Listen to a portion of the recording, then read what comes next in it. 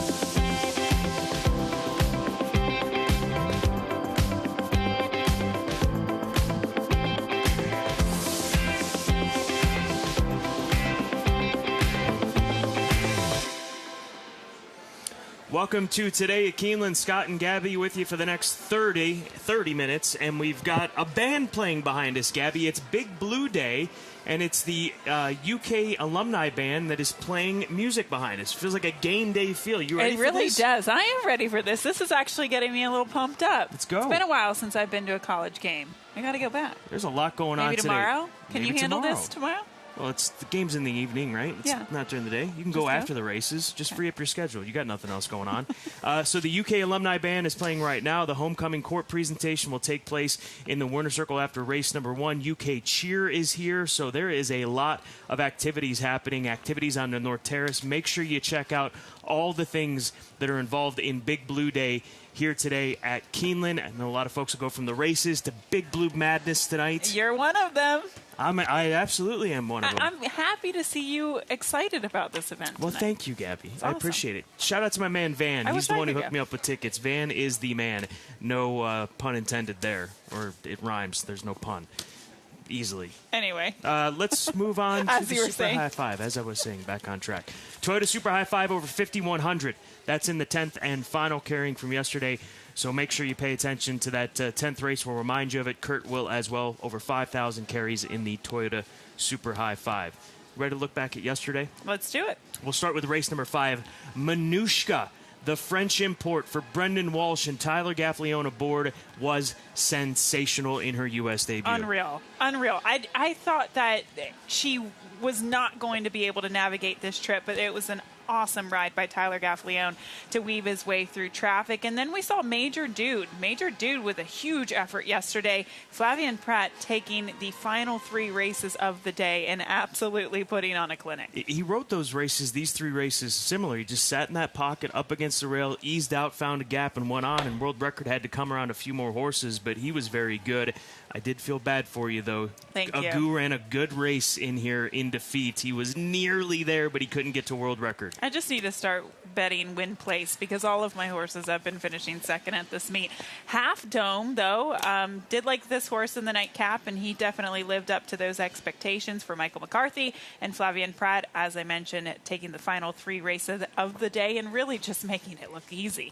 Jockey trainer standings, Tyler Gaffalione 2 in front of Luis Saez and Jose Ortiz. Flavien, with that impressive late portion of the card yesterday, he now moves into 3rd in front of Florent Giroux. Brad Cox atop the trainer standings. Rudy Brisset, Brendan Walsh, Cherie DeVoe, Joe Sharp. There are big names missing from this trainer standings that we're used to seeing. Most notably, Wesley Ward and Mike Maker. Can they get things rolling here? I know it's only been, how many days of racing have we had? 5 days of racing, but it's not normal to not have them in the trainer standings at any point in a Keeneland race meet. Yeah, I feel like Wesley hasn't sent out as many horses as we have grown to see in years past. Definitely always a very strong presence in the spring meet, a little different in this fall meet, but Rudolph Brisset, unbelievable meet he is having. He's come to play. I mean, all the horses are well spotted. They are. And World Record, by the way, who won yesterday, good chance we could see him out west in the Malibu on opening day at Santa Anita, yeah, for that sure. 3-year-old. Let's go to WKYT for the Friday weather.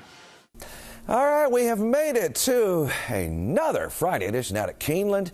This is your second one, and let me tell you what, it is going to be another spectacular day out at the racetrack. What we expect for you, temperatures that will probably run in the 60s around noontime. So if you're getting out there and you start to filter into Keeneland, into the racetrack, you're in mid-60s. 3 o'clock sitting in the 70s, and even at 6 tonight, which is really nice, we're still sitting in the 70s. So as we get toward that final post of the day, we have some really comfortable numbers that will hold steady. And the skies, I promise, they're going to look a lot like what you're seeing right there when this picture was taken, because it is going to be another fantastic day. Dry, and that continues into the weekend.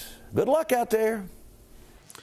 John Deere track conditions, we are fast and once again firm. After having a good listing on the turf course the last couple of days, it's firmed up to be firm. Presented by John Deere. Fast and firm today here at Keeneland Racecourse. Let's get after our full card selections. We need to pick more winners, some folks have told us. Well, I know. These are not easy races to handicap. They're not easy races, and then you try to take a shot against the favorite, as I did, for example, yesterday with Agu, and he finishes second at 11-1 versus, what, the 3 to 5 favorite, 3 to 5, whatever yep. he was. Anyway, moving on. Turn the page, as they say. We only line up, in the 8th race with the number 2 horse? And in race 3, number 6 horse? But it's a very competitive card and big fields. Perfect example of that is the Grade 3 Sycamore Stakes later today, the featured event. That is a massive, very competitive group of horses. We'll be getting into that in just a few moments. Download the Keeneland Race Day app to stay current on all of our picks each and every race day. Social media, stay current on X at Keeneland Racing, Facebook at Keeneland, Instagram at Keeneland, and FanDuel TV. Give them a follow on X. Download the FanDuel TV Plus app, Roku, Amazon Fire TV, Apple TV. You can catch Today at Keeneland on the FanDuel TV Plus app at home. So make sure you download that on your favorite connected device. How much do you think it would cost to just, if we paid for this band to be here every day? I don't know. I think we could afford it. It's a good question, though. It really does get you pumped up. This is adding to my energy here this morning, which I have needed. Maybe you can pay them to come to your house and wake you up in the morning, so you just get out of the house and you're like, now we're talking. I'm ready to tackle the day. But you know what? Where I stay here in Lexington, right next to a high school, and the band is always playing. So I kind of got it. So, and maybe that's why I'm getting more pumped up. But I don't need it at night because I need to get some sleep and get some rest. Let's take a look at the Grade 3 Sycamore. Here's that field of 11. Bold Act, winner of this race last year at the age of 3, trying to come back at the age of 4 and join two-time winners like Holiday Star, who were able to complete the double in this race, as well as Rochester going back to the early 2000s. So it can be done. And obviously he's a horse that you have to respect, but it's the outside post position that has to be considered, because when he won this race last year in a big field, he drew post position number 3, and he was able to run down Cellist, breaking my heart last year. I needed Cellist for like a $1,500 all-turf pick 3, but obviously that's a year ago, and I'm still talking about it. Turn the page. But nonetheless, he's going to likely be the favorite in here, as Luis Saez will be riding this afternoon. I'm going to the number 10 horse, Ahana Honor. This is a runner for West Point Thoroughbreds and Woodford Racing. We take you back to his run in the Grade 1 Manhattan Stakes at Saratoga, where he ends up finishing 3rd behind Mastered Time as well as Nation's Pride in here. And he's going to run on. This is going a mile and 3/16. He's going to run on and be involved in a dead heat with Far Bridge, who's come out of this race and picked off a couple of Grade 1 races, hung up down on the inside, and once he's running well, and you can see him hit that seam there that was tight up against the inside hedge at Saratoga. He was 4th behind Silver Knot in a race, and he was chasing a very fast pace given the distance of that last race that he ran in, going a mile and 3/8. I think it's a different scenario for him here today. He's won in the past at Keeneland, 7-2 on the morning line. I'm taking a shot with Ahana Honor. Verstappen, I'm not ready to give up on him. He hasn't been seen in 6 months. We last saw him on the synthetic in the Kentucky Cup Classic Stakes, which was taken by Cellist. But he's a horse that's won here in the past at Keeneland, winning the Elkhorn in 2023 in the spring meet. And then finally, the number 9 horse, Segoy, Mike Maker, with a classy, older turf marathon type, from our standards, turf marathon. This would be considered a middle distance from European terms, but he's got a lot of class. He's got some tactical speed, and hopefully he can get out from the outside. But I really do like Ahana Honor today, who will probably be around the second choice, just behind Bold Act. So you completely throw out Bold Act. Chuck out the favorite. You know, he is a tricky horse to ride. I remember watching his replays at Churchill Downs, even at Keeneland and the Elkhorn. He's a tricky horse to ride, because if you ask him and then you take a hold of him, he can get a little bit rank. And I don't know what this outside post position means for him. I didn't completely Could it toss set him off? It could set him off, and he could just have a wide trip and an unsettled trip. I think he's got to get coverage, and that's not an easy thing to do because he's not a slow horse. He's going to have to be taken back to last. Luis Saez, I have faith in him, but it's going to be a tricky task.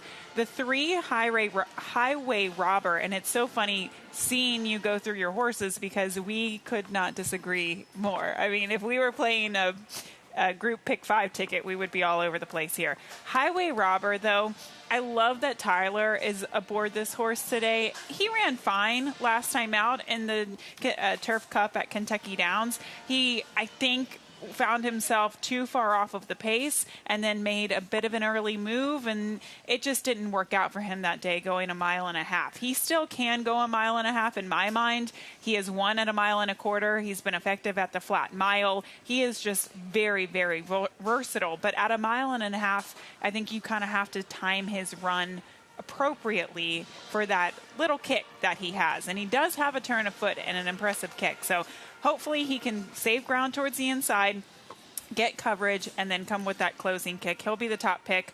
And then the 6, Utah Beach, is actually going to be a long shot in here because I think he can kind of find a forward trip. He's also making his second start off the layoff, faced a good group of horses last time out in New York.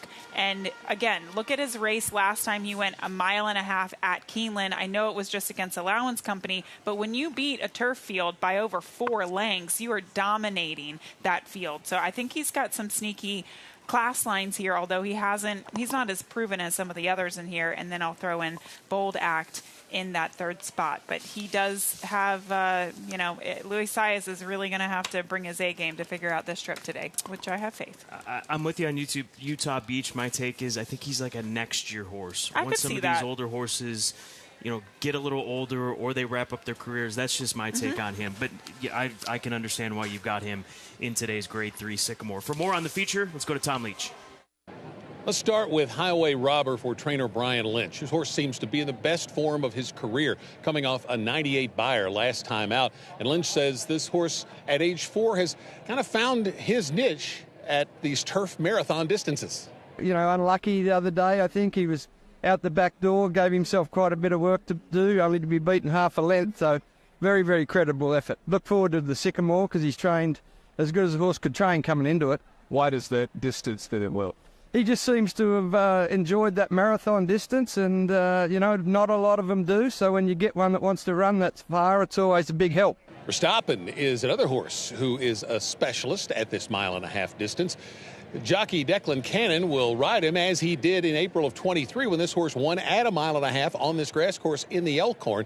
And Cannon believes his horse can be ready off the layoff because he loves these turf marathons. He just travels and he can quicken off a slow pace sometimes, as them long distance races can be.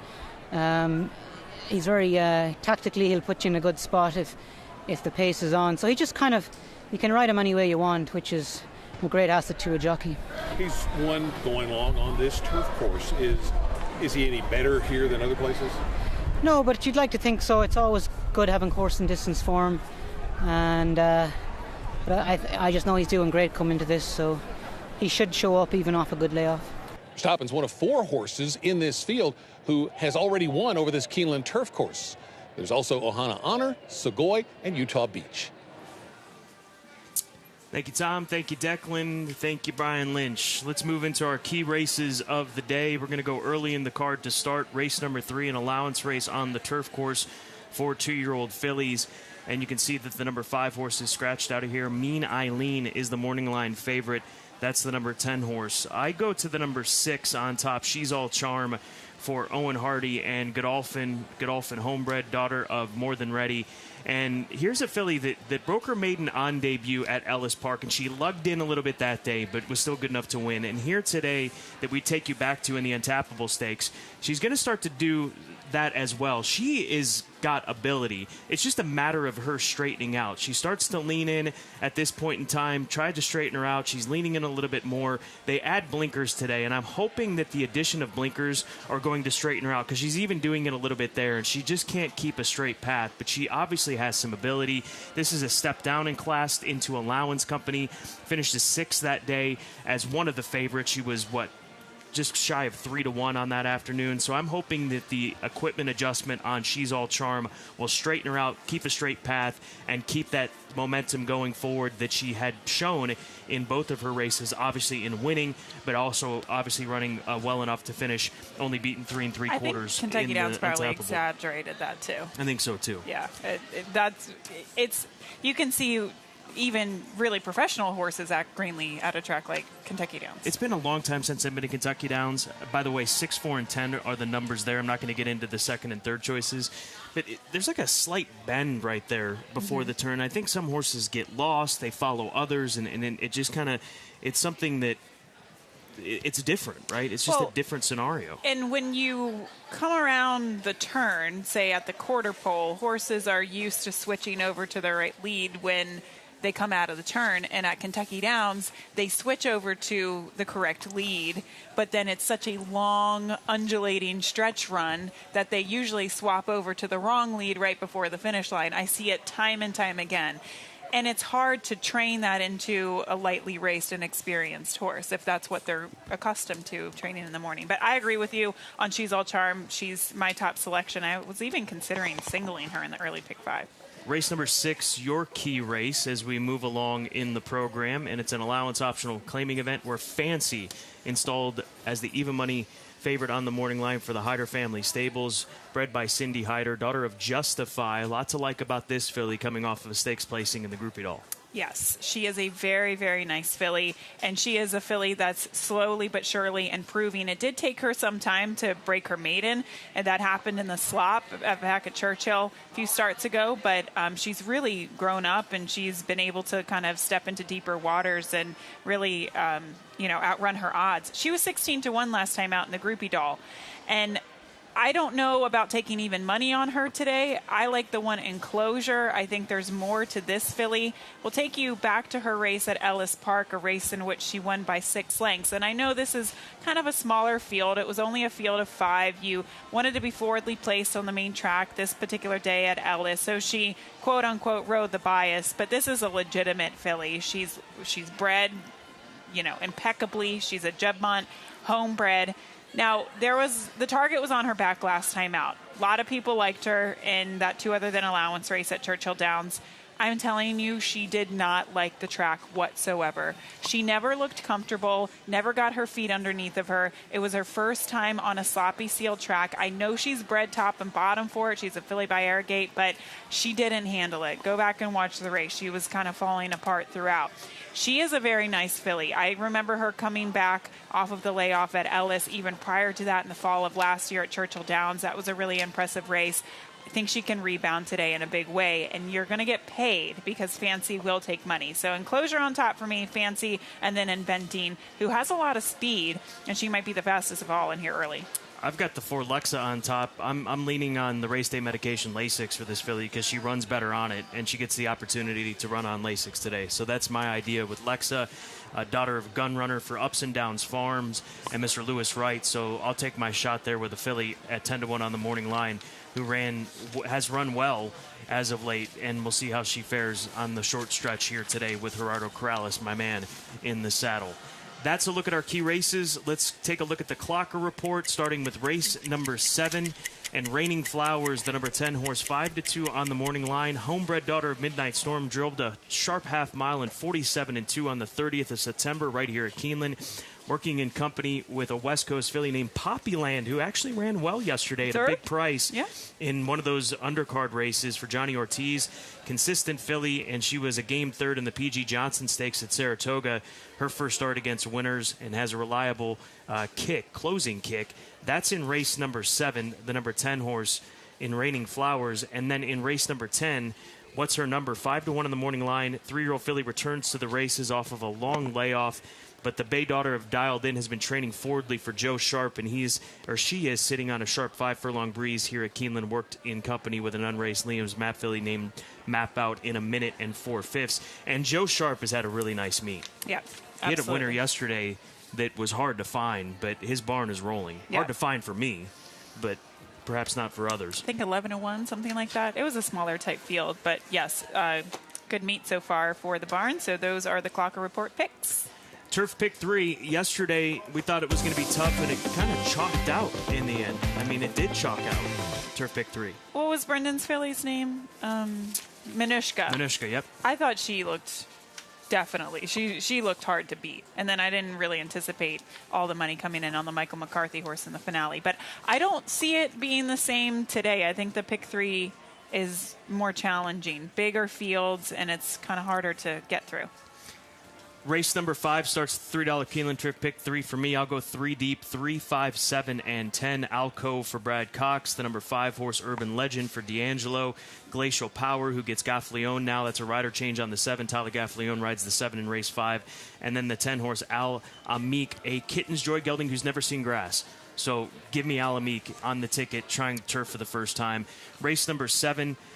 Fine Finish. I'm going to lean on pedigree there. Again, that's the number 8 horse. I'll go 4 deep there, but Fine Finish, a daughter of Summer Front, who's never tried grass. He was a turf runner, so he comes in, this filly rather, comes in from Lone Star Park off of a win down in Texas. So that's the idea I've got there. I'm leaning on pedigrees in their first 2 legs, and then in the grade 3, Sycamore, Ohana Honor, the 10, and Verstappen, the number 1 horse. If we can connect here, I think it pays well. Much more than $96. It will. It definitely. You will profit if this thing hits. All you need to know in my late pick 4 is 2 horses. In race number 8, the 2 T-Craft, I think, is really hard to get around. Yep. Love that horse. And Patch Adams. I'm going to use Patch Adams. I love the name. I love the movie. How could you not love the movie? Do you know the movie? Robin Williams? Of course, Okay. Robin Williams. Come on. Anyway, race number 9, Highway Robber, is the single. It's that kind of race where you approach it with confidence, or you could literally use the entire field.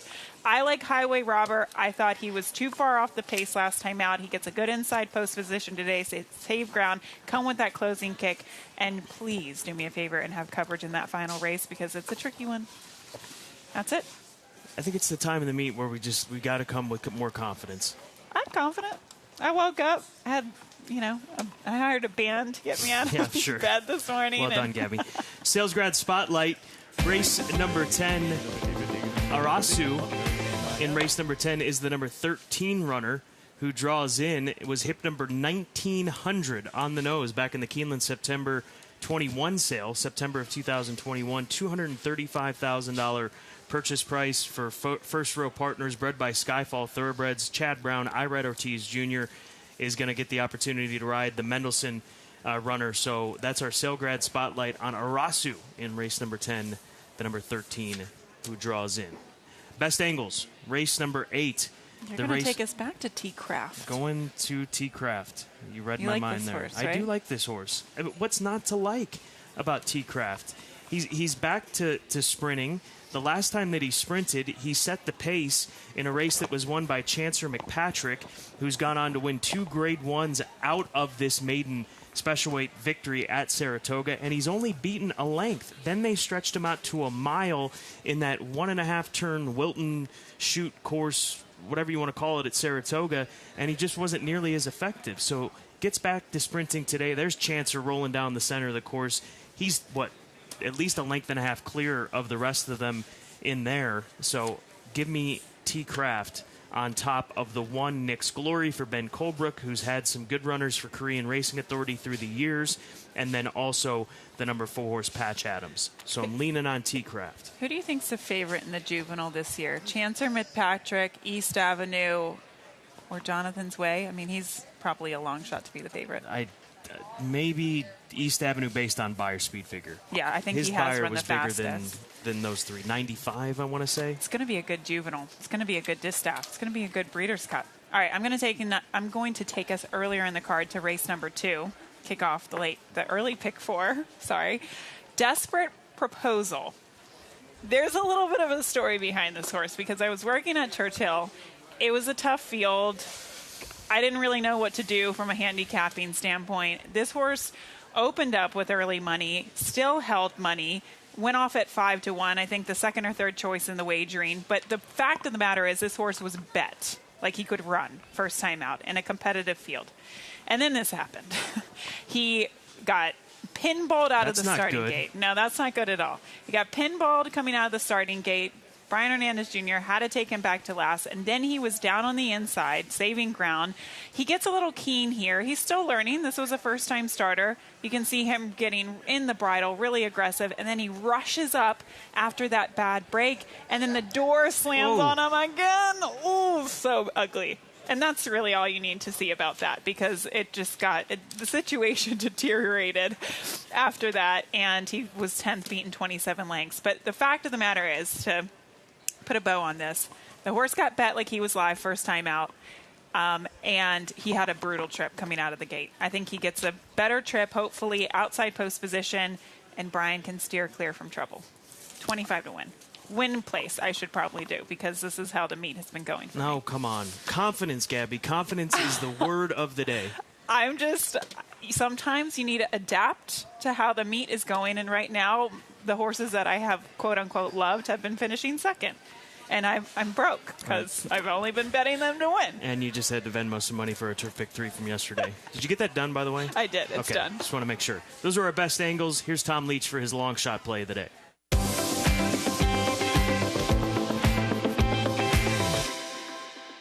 Longshot play comes in the very last race. It's the 5-horse Classic Mystery.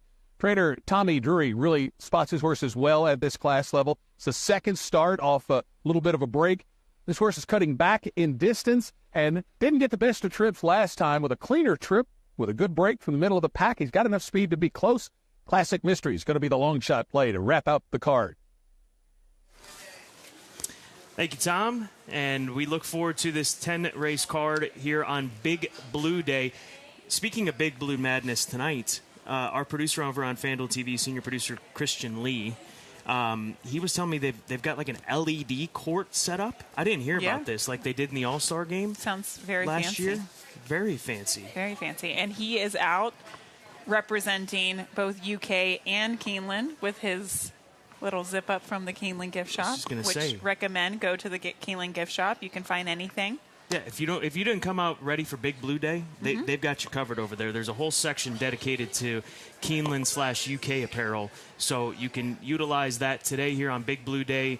Wear it to the game or the Big Blue Madness tonight if you're heading over to Rupp Arena, and then the big game tomorrow, UK hosting Vanderbilt on the heels of that upset win over Alabama last Saturday. You ready for this? I'm ready. That band got me pumped up. I'm ready to pick some winners, ready to bet some winners. Let's do it. Happy Friday. Next time, can you pay him for more than 30 minutes? Because it sounds like they've wrapped up. They'll be back. For Gabby, I'm Scott. Enjoy today at Keeneland.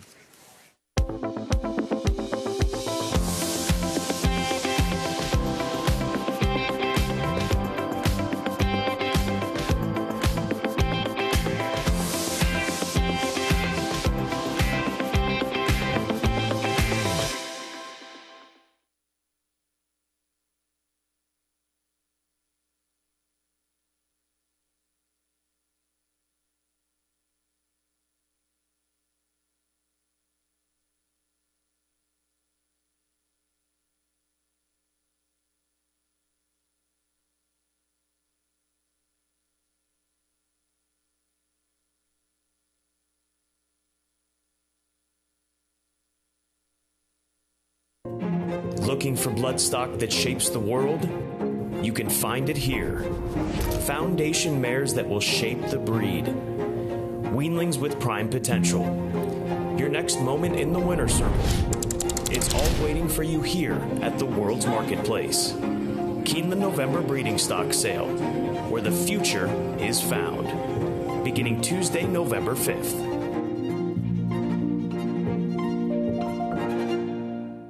Wandering son returns. The older brother, who's been away from the family for over 1,000 days, is back. A little bolder, more sophisticated, stronger yet leaner. The all-new Land Cruiser resumes its place alongside the new, more dynamic Tacoma, the powerful Tundra, the legendary 4Runner, and the full-size adventuring Sequoia to reunite Toyota's 5 brothers. The family that plays together stays together. Toyota, let's go places.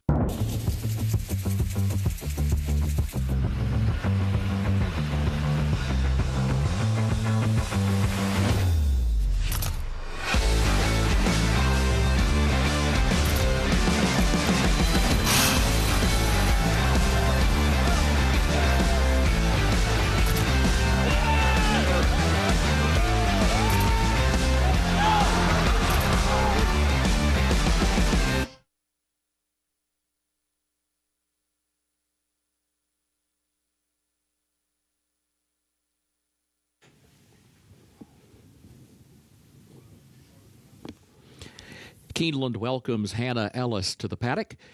Hannah is a Kentucky native and graduate of the University of Kentucky.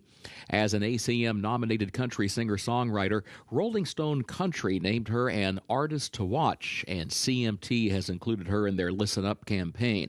Hannah has toured with Carly Pearce, Gavin DeGraw, Billy Currington, and many more. Her debut album, That Girl, is out now. Joining Hannah, the University of Kentucky, ROTC, presents the colors. Ladies and gentlemen, please rise as you are able for our national anthem. Oh, say, can you see by the dawn's early light what so proudly we hail at the twilight's last gleaming, whose broad stripes and bright stars through the perilous fight o'er the ramparts we've watched were so gallantly streaming, and the rockets' red glare, the bombs bursting in air, gave proof through the night that our flag was still there. Oh, say, does that star-spangled banner yet wave o'er the land of the free and the home of the brave?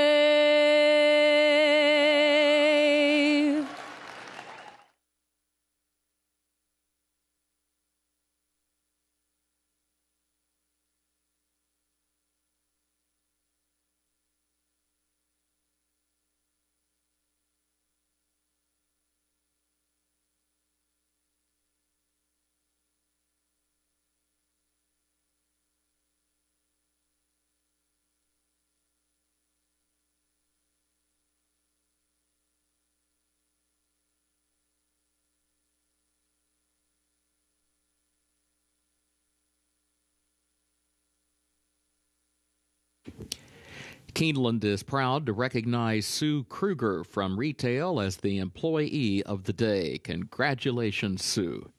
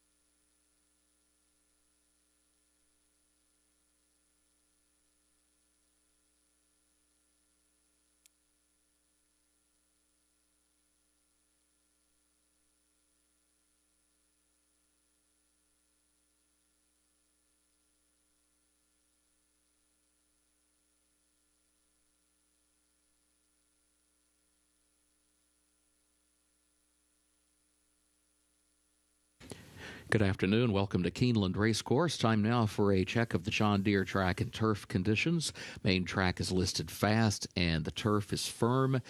Contrary to the program, the rail set at 10 feet on the turf course today. Now the changes. First race starts the first of the day's rolling doubles and pick threes. It's also the start of the early pick five. No carryover in the first race. Scratch number 8, Gala Rose. Scratch number 8, Gala Rose. Overweight, the 2 Sweet Star, the jockey 1 pound over. That's the 2 Sweet Star, the jockey 1 pound over. Second race, start of the early pick 4. Scratch number 3, Abi Fede. That's in the second race. Scratch number 3, Abi Fede. Third race, again, the rail is at 10 feet on the turf course today. Scratch the 5, Bless the Broken. That's in the third race. Scratch 5, Bless the Broken. Fourth race, scratch the 2, Del Mo. Scratch 4, Wind of Change. Scratch number 5, Novograd the Great. Scratch 8, Banishing. That's in the fourth race. Scratch number 2, Del Mo. Scratch the 4, Wind of Change. Scratch 5, Novgorod the Great. And scratch 8, Banishing. As a result of those scratches, no superfecta on race 4. Fifth race, start of the pick 6, no carryover. Also start of the Keeneland Turf pick 3, made up of races 5, 7, and 9. Again, rail set to 10 feet on the turf course today. In race 5, scratch number 9, Wa Soleil. Also scratch the 14, Jefe de Obra, the 15, Alder, and scratch the 16, One Giant Leap. That's in race 5. Scratch number 9, Wa Soleil. Also scratch 14, Jefe de Obra, 15, Alder, and 16, One Giant Leap. Jockey change on the 7, Glacial Power. That'll be Tyler Gaffalione. That's the 7, Glacial Power, the jockey Tyler Gaffalione. And please note, number 13, King Julian, draws into the race. Jose Ortiz as programmed. 13, King Julian, draws into the race. Jose Ortiz as programmed. Also, please note, contrary to the program, number 13, King Julian, is a gelding. Sixth race starts the late pick 5, no carryover, no changes in race 6. Seventh race, start of the late pick 4, again the rail at 10 feet on the turf course today. Scratch 3, Sweet Treasure, and scratch 4, Lady Orient. That's the 7th race. Scratch 3, Sweet Treasure, and scratch 4, Lady Orient. Race 8. Scratch the 5, Calling on Heaven. Scratch the 6, Can't Deny It. Also scratch 15, Coming in Hot, and 16, Kalahari Dreams. That's in the 8th race. Scratch the 5, Calling on Heaven. Scratch the 6, Can't Deny It. Also scratch 15, Coming in Hot, and 16, Kalahari Dreams. Please note, number 13, Ain't No Disco, draws into the race. 14, Global Prosperity, also draws into the race. Jockeys as programmed. 9th and featured race, Grade 3 Sycamore, rail at 10 feet. No changes as far as scratches or jockey changes in that 9th event. 10th race. Carryover for the Toyota Super High 5, $5,112. In that 10th event, scratch the 2, 8 days sober. 10th race, scratch the 2, 8 days sober. Please note, number 13, Arisu, draws into the race. 13, Arisu draws into the race. Irad Ortiz Jr. to ride as programmed. Time now to check in with Scott Hazelton and Gabby Gaudette.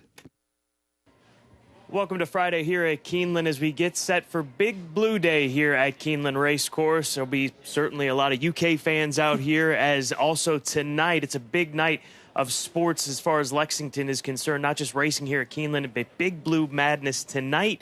And there's a big football game tomorrow as Vandy comes into town to take on the UK football team. Yeah, really excited for that. I know you're excited to attend that tonight. You've been talking about it all week. I love going to Big Blue Madness. It's a lot of fun. We've got a lot of fans coming out here to Keeneland as well. A lot of people coming out, and it couldn't be a more beautiful day. Really good racing card as well. Featured event on this Friday. It's a 1.5-mile event on the turf course, the Grade 3 Sycamore, and it features the return of last year's winner in Bold Act, who finds himself with a far outside post position this go-around. And I think that could jeopardize things for him. That outside post position is going to be tricky for him because of his running style. I think Highway Robber really benefits from an inside post position today. He gets Tyler Gaffleone aboard as well, and he could sit that stalking trip. But this is a big field and a very competitive group today, Scott. We have a Toyota Super High 5 carryover in the nightcap, the 10th and final. That number, $5,112, carries from yesterday.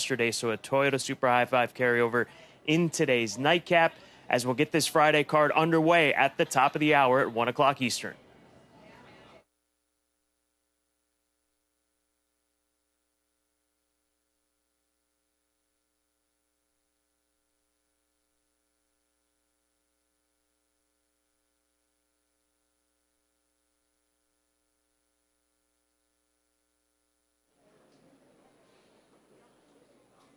Now less than 18 minutes away from the opening race here at Keeneland Racecourse. We'll begin with a group of 2-year-old fillies. They'll be going the about 7 furlong distance on the Beard course on that main track. And this 7 furlong event is a maiden $30,000 claimer. So fillies taking drops in class, which can make it a challenge. And you've got to respect the number 7 horse Bissa, who gets another opportunity to run for maiden 30 as she's sitting at 5-2 right now, but she's failed to hit the top 3 in any of her 6 career starts. That's why I go to Lovebug, the number 4 horse for trainer Sarah Hamilton. She improved in start 2 of her career, going 6 furlongs from post 1, flashing speed, and held on to finish second that day behind a next out winner. Now, didn't find the same sort of speed in her subsequent start a month later at Ellis Park, but she's had 2 months off. She comes into this spot. We've got to imagine that this is an easier spot than what she's seen at Ellis Park in those last 2 starts, and we'll just not even give a account or even worry about her debut run for maiden 40. She improved in her next 2 starts. So I'm going to look for Lovebug to hopefully break a little sharper here today and have herself in a good position with Jane Elliott, as she's 4-1 on the tote board, making her the 3rd choice as it stands right now. Cohart, the number 5 horse, 7-2. She's the 2nd choice in the current wagering. She's only had 1 start. She was nearly 30-1 on debut and ended up finishing 5th, kind of an even 5th.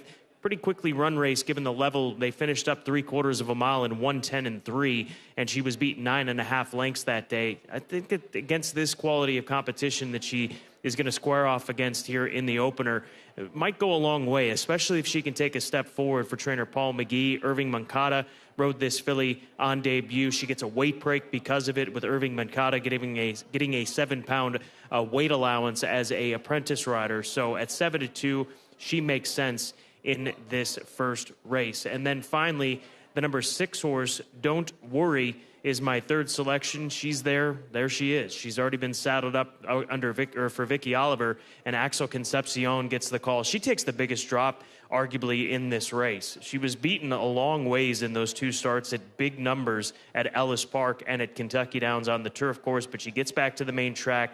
She's going to find this an easier spot, no doubt. So with that, you've got to have the expectations that she's just simply going to run better, because she's not facing the types of fillies that she did in her 2 starts, fillies that were a lot faster than her. So she should be improved here today on the drop-in class, one of the simplest angles that is utilized in racing, and it's utilized a lot because it works. So the drop-in class for Don't Worry should have her in a better position here today in this maiden 30 event. Race number 1, start of the early pick 5, beginning once again with 2-year-old fillies on the Beard course at the about 7 furlong distance. Also doubles kick off here in race number 1, as do the first of many pick 3s over the course of this 10 race card. Enjoy Big Blue Day as we get the racing underway in less than 15.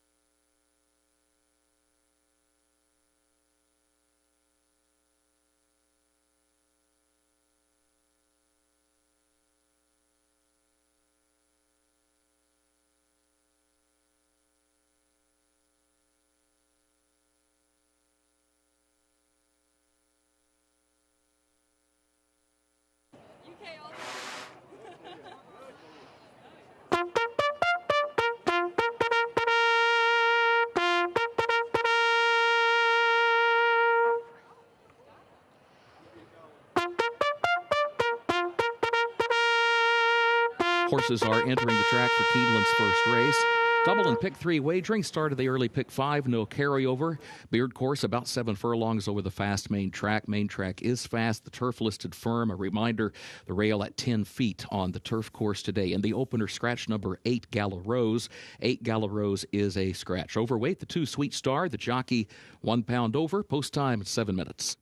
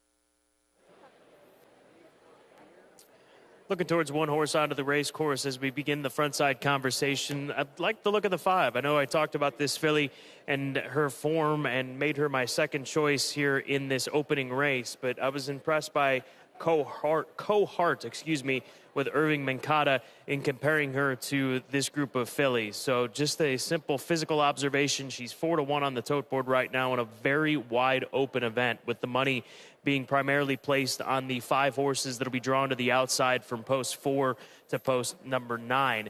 Now, the current favorite is the number 7 horse, Bissa, the 7 who's making her 7th career start at the age of 2. She got a little worked up when she came out of the tunnel when she was with the pony. Not sure if she just caught the crowd that was lined up alongside the rail, but they had to get her moving out in the right direction, and they were able to do so. And credit to the outriding team here at Keeneland Racecourse in getting this filly out and away and just moving forward. And you can see she's just throwing her head around a little bit, as she's got plenty of experience as far as race day experience is concerned, with this being her 7th start. But we'll see how she handles the rest of the lead up to this race. And I think one of the benefits for her is that she'll be back away from the crowd for the majority and for the remainder of this warm-up, as they'll work their way towards the backstretch on the first turn and then eventually back to the Beard course. But you can see what I'm talking about. She's just not quite focused. She just is, whatever is bothering her, just being immature, whatever it may be. That is your current favorite at odds of 5-2.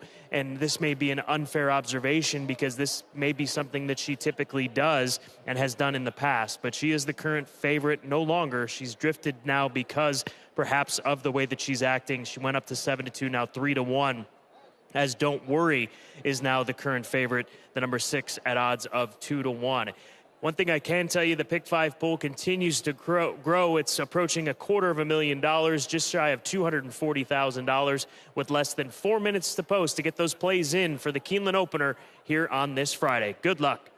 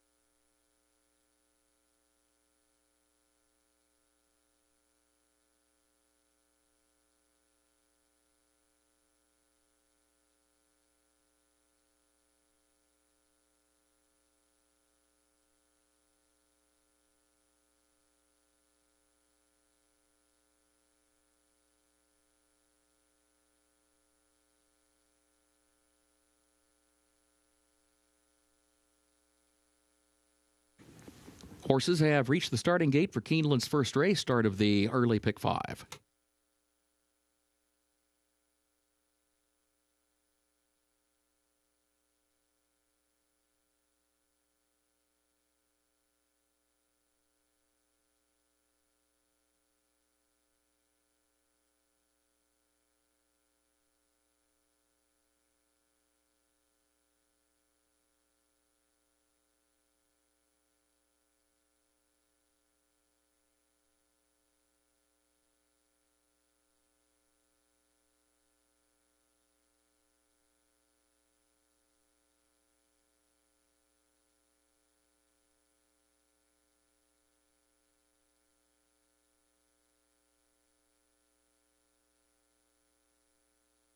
Moving into line, first race.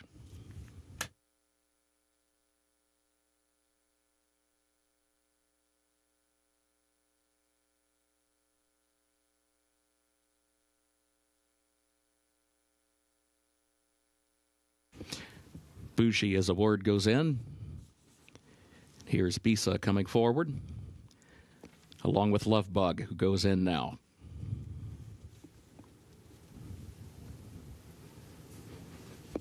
Magnetic Beach, the last one. Goes in, they're at the post. And they're off. Cuckoo from the inside has early speed. Bisa right there in the opening strides as well. Lovebug up close in behind that pair. Magnetic Beach moves up extreme outside, 4th to 3rd to 2nd as they join up in this battle for the lead up the back stretch. Bisa between horses ahead in front. Magnetic Beach there on the outside. Then Lovebug is 3rd back toward the inside. Cuckoo goes 4th, comes up the rail within a length and a half of the lead. Don't worry, 5th on the outside of that one. Break of 3 lengths. Bougie is a word. Drops back on the outside, 6th position. Sweet Star to the inside in 7th, and then a gap of 5 more lengths. Back to Cohart, who's the trailer, 23.7 seconds the time for the opening quarter. Lovebug and Bisa go at it for the lead. Magnetic Beach stacks up to the far outside. These three separated by less than a length around the turn. Cuckoo, then Don't Worry. Now, Don't Worry has to angle 4 wide at the midpoint of the far turn. Is still in 4th, 2 lengths off the lead. Magnetic Beach tries to get going 3 wide from 3rd. It is still a 3-way shuffle for the lead. Bisa between horses. Lovebug to the inside. Magnetic Beach to the far outside. Don't Worry has to go to the grandstand side. Is still 4th, but finds clear running there. 3 lengths from the front. Bisa pokes ahead in front. Lovebug to the inside of that one. Here's Magnetic Beach again to join them from the outside. Don't Worry. Then Cuckoo in 5th. Final furlong. Bisa with the head in front. Magnetic Beach runs on from the outside. Lovebug is now 3rd. Bisa chased by Magnetic Beach. It is a late run from Cohart toward the inside. Bisa wins the opener for Rafael Bejarano.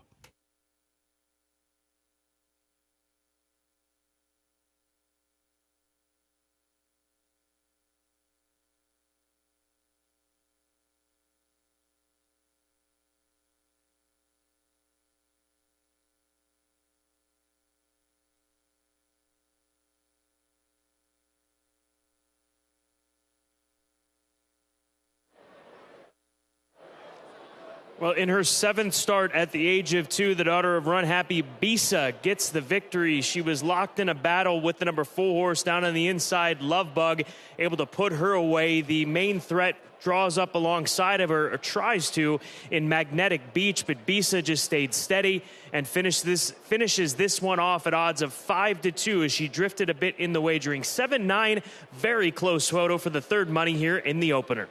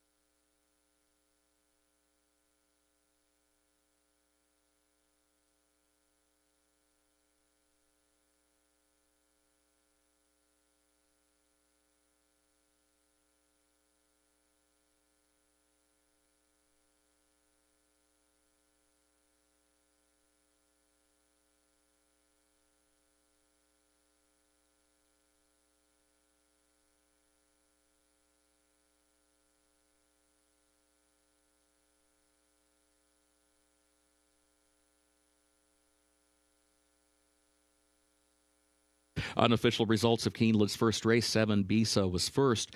9, Magnetic Beach was second. The 5, Cohart third. The 6, Don't Worry, fourth. 7, 9, 5, 6 unofficial.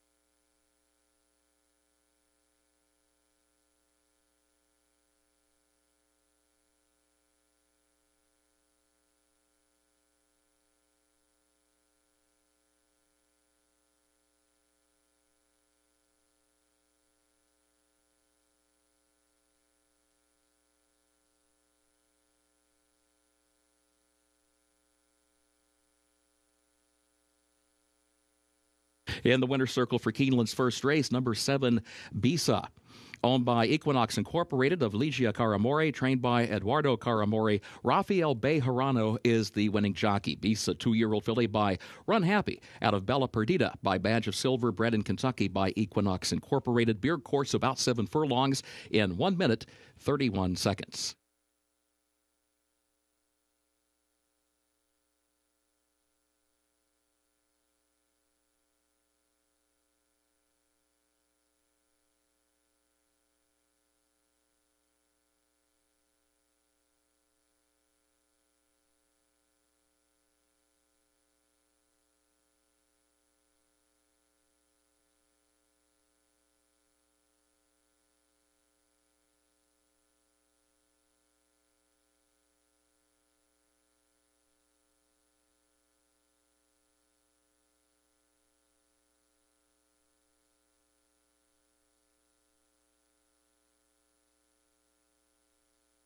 First race results official, 7-9-5-6 official.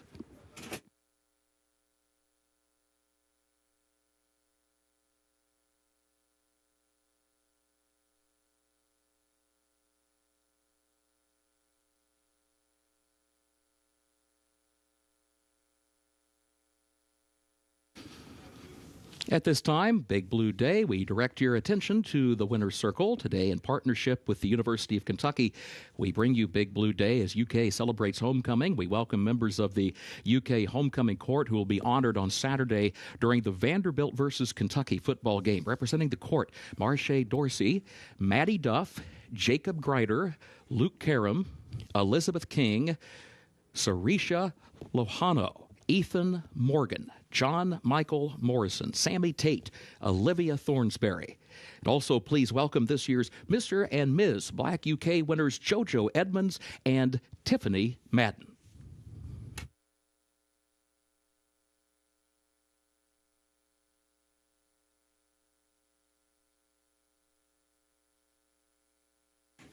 Keeneland's second race upcoming, double and pick 3 wagering, start of the early pick 4. Main track is fast. A reminder, the turf is listed firm. The rail at 10 feet on the turf course today. Race 2 will finish in the short stretch at the first wire. In this second race, scratch number 3, Abi Fede. Number 3, Abi Fede, scratched.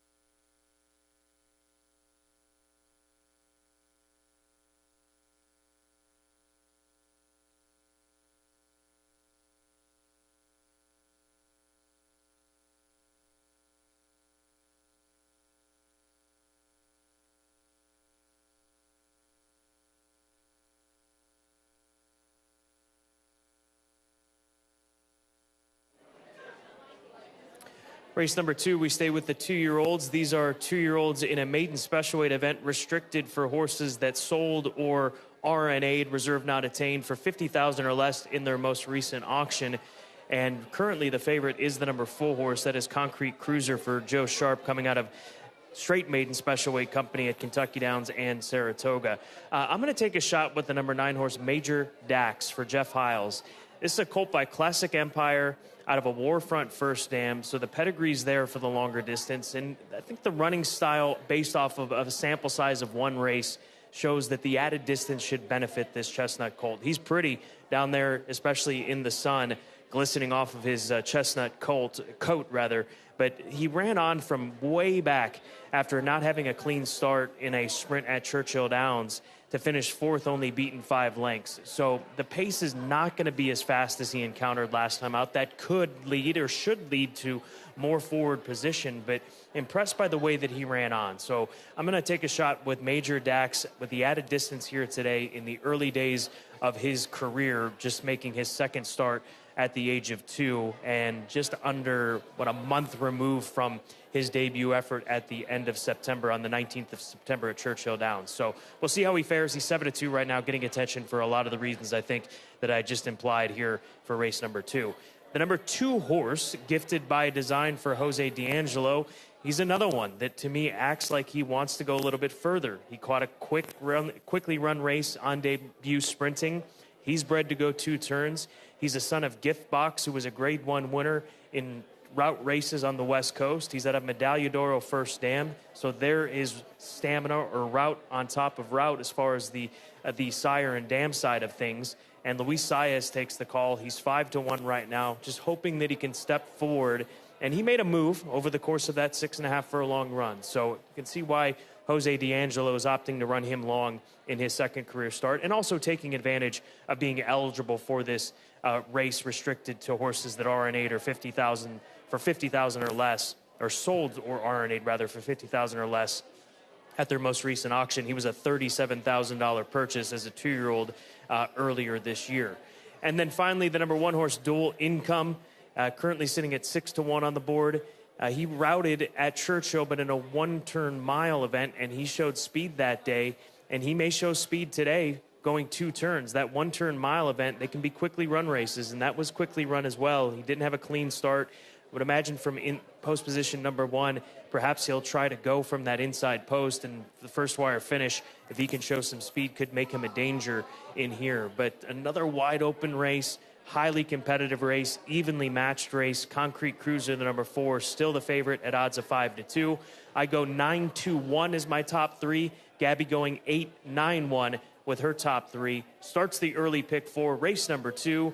Less than 16 minutes to post here at Keeneland Racecourse.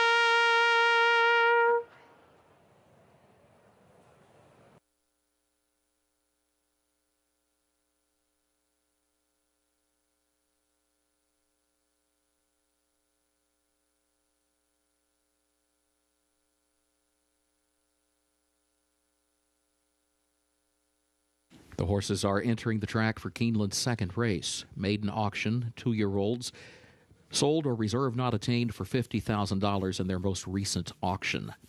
Scratched the 3, Abi Fede. Number 3, Abi Fede, scratched. Mile and a 16th over the fast main track. Race will finish in the short stretch of the first wire. Double pick 3 and start of the early pick 4. Post time in 7 minutes.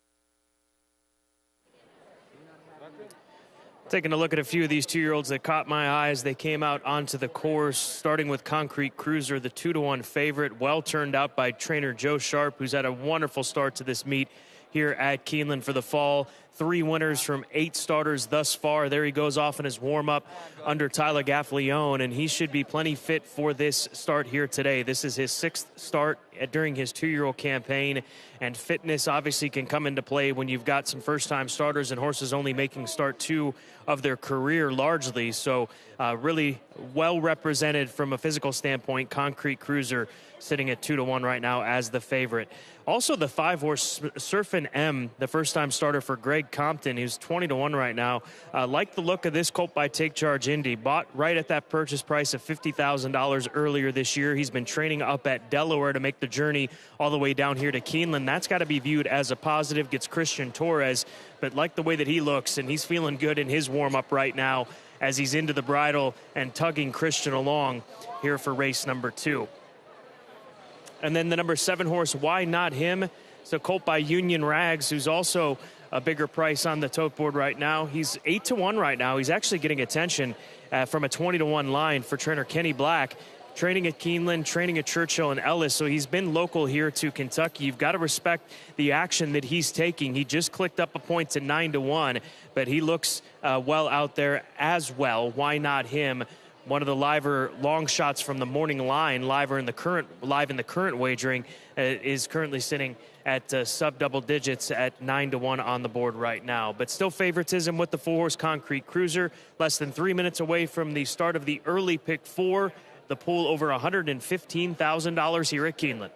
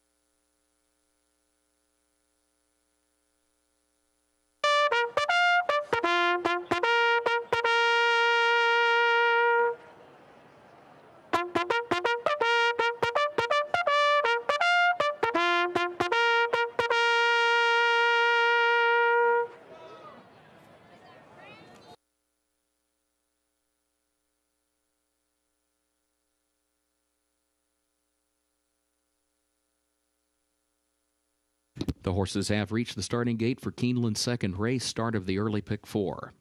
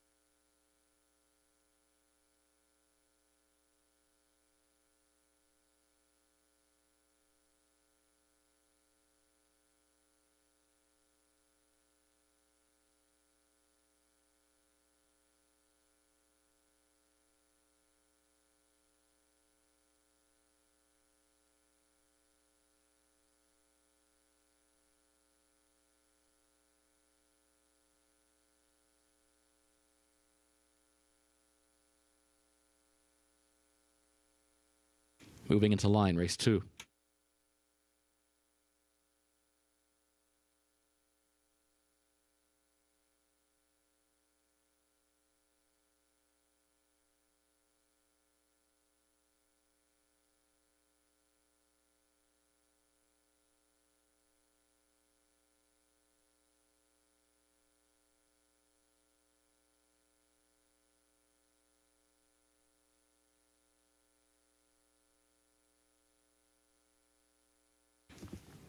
Why Not Him moves into line. Surf and M comes forward with Desperate Proposal. Concrete Cruiser has just gone in. Major Dax will be the last one.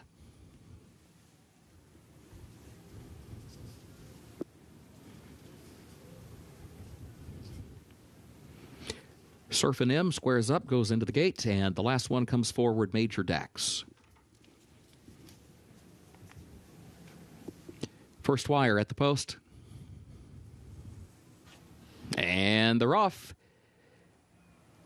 Gifted by Design from the inside. Here's Surf and M, and there's Concrete Cruiser between that pair with Dual Income up close in the opening strides as well. Concrete Cruiser moves forward, has the lead. Surf and M goes second. Dual Income is third to the inside. Desperate Proposal moves up in fourth. 3 lanes off the rail into the first turn. Now taking third, now challenging for second. Gifted by Design is a lane off the rail, further back in fifth. Malachi sixth between horses. Major Dax is seventh to the inside, and there goes Why Not Him with a 3-wide move from last off the first turn, improves 2 positions. Opening quarter went in 23.75 seconds. Up the backstretch, Concrete Cruiser the leader.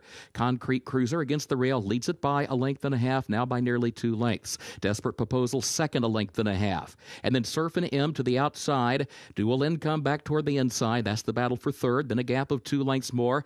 Why Not Him is fifth toward the inside, 5 lengths off the lead. Gifted by Design to the outside. Major Dax looks for running room, 6 from the front against the rail. Gap of 7 more lengths back to Malachi. Last 47.53 seconds for the first half mile. Concrete Cruiser leads it by 2 lengths around the turn. Dual Income moves up to the inside to challenge for second. Desperate Proposal is now third on the outside of that one. And Dual Income changes lanes, comes off the rail between horses, quarter mile out, still second, a length and a half off the lead of Concrete Cruiser, top of the short stretch. Concrete Cruiser leads it by a length off the far turn. Dual Income to the outside in second, and Major Dax is toward the inside. Major Dax looks for running room down toward the rail. Dual Income comes forward for the lead. Major Dax up the inside. Surf and M on the far outside is coming. These 3 come forward down to the line. Major Dax, Dual Income, Surf and M.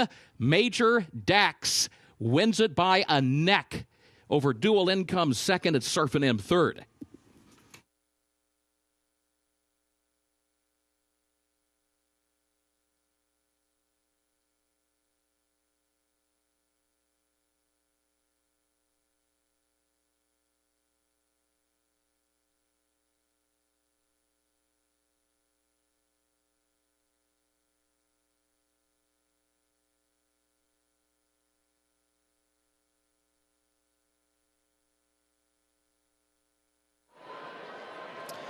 Not an easy thing to do to come from off the pace and win in this first wire finish in a mile and 16th at Keeneland, but that's exactly what Major Dax does, and he's got the man who's ridden the rails to so many victories throughout his racing career.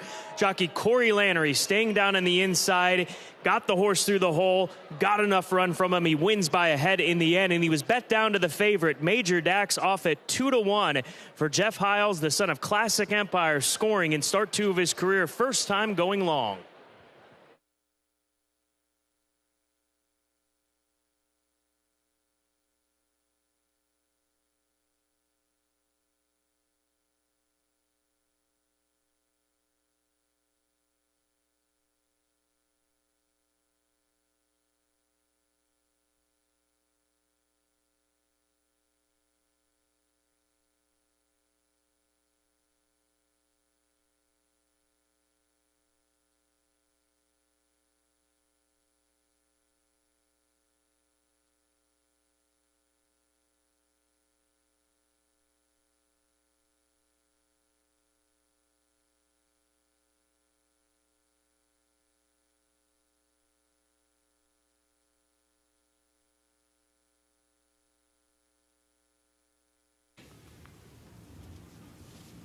Unofficial results of Keeneland's second race: 9 Major Dax first, 1 Dual Income second, 5 Surfin' M third, 4 Concrete Cruiser fourth, 9154 unofficial.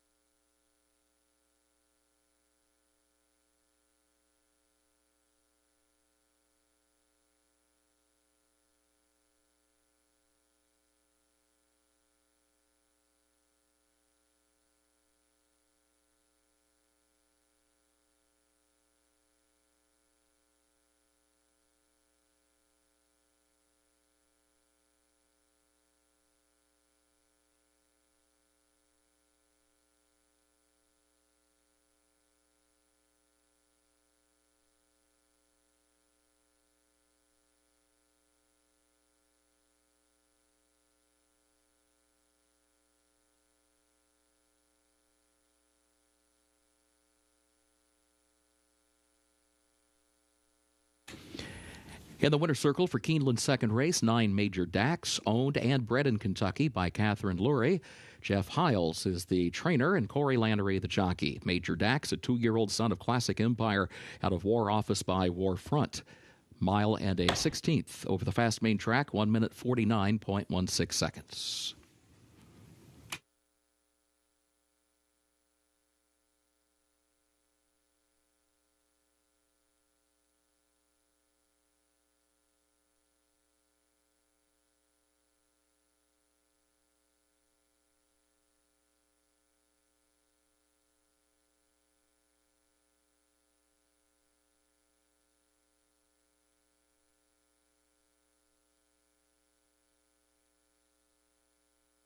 Second race results official. 9154, the official results.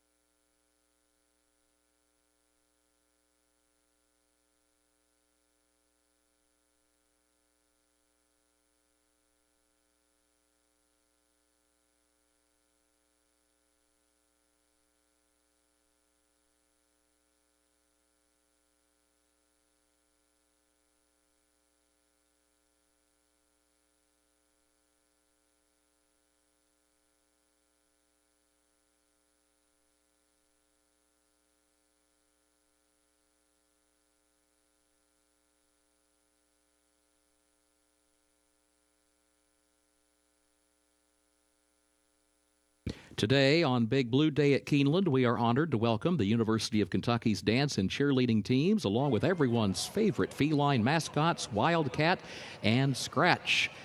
These talented student athletes represent the very best of UK athletics, bringing home multiple national championships and embodying the spirit and excellence of the Bluegrass State. The UK cheerleading squad has claimed an unprecedented 24 national titles, while the dance team continues to dazzle audiences nationwide with their remarkable performances. Join us in showing your Big Blue pride as we recognize these outstanding ambassadors of the University of Kentucky. Let's hear it for the UK dance team, cheerleaders Scratch and Wildcat. Go Cats!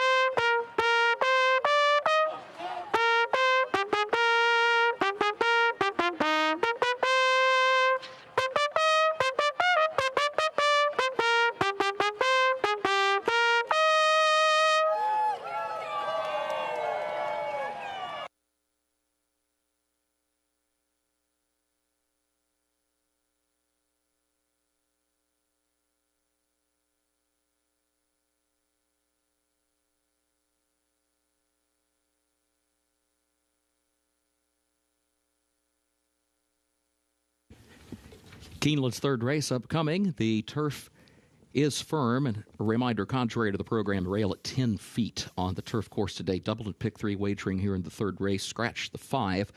Bless the broken.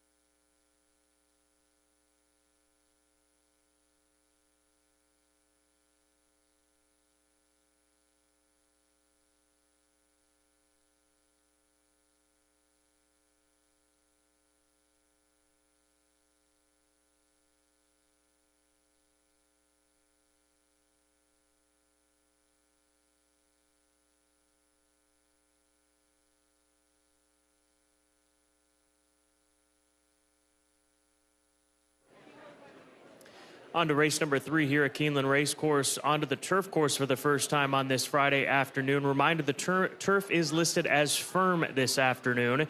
And we're looking into the paddock at the number 6 horse, She's All Charm for Godolphin and trainer Owen Hardy. Winner on debut at Ellis Park. Beat a filly by the name of Miss Linnell, who would go on and win her next start. So that was a live race. And in her subsequent starts, she jumped into the $1 Million Untappable Stakes at Kentucky Downs. She ran well. Her running line may not look all that impressive, but she's got some run to her. She was a little erratic through the course of the stretch run at Kentucky Downs, which we'll see a lot of horses, and especially young horses, be that way. But I like the fact that they're adding blinkers. Hopefully it straightens her out because she's fast, she can quicken, and if she can stay straight, I think she's good enough to win this race, and most of you all agree with me right now to make her 2-1. But She's All Charm. I like the addition of the blinkers here today, given the way that she's run. She even lugged in a little bit, in my opinion, when she won on debut at Ellis Park, but she was clear and just kind of went towards the rail. So let's hope that she can stay straight. If that corrects that potential issue for this filly, she could be a strong play in here at 2-1 for Godolphin and trainer Owen Hardy. Up next, we'll take a look at the number 4 horse, Likely Perspective, a Cameco filly who is a sire of already a Grade 1 winner this year, New Century winner of the Grade 1 Summer Stakes up at Woodbine in Toronto, Canada. This is a filly that was a debut winner at Kempton Park on the all-weather.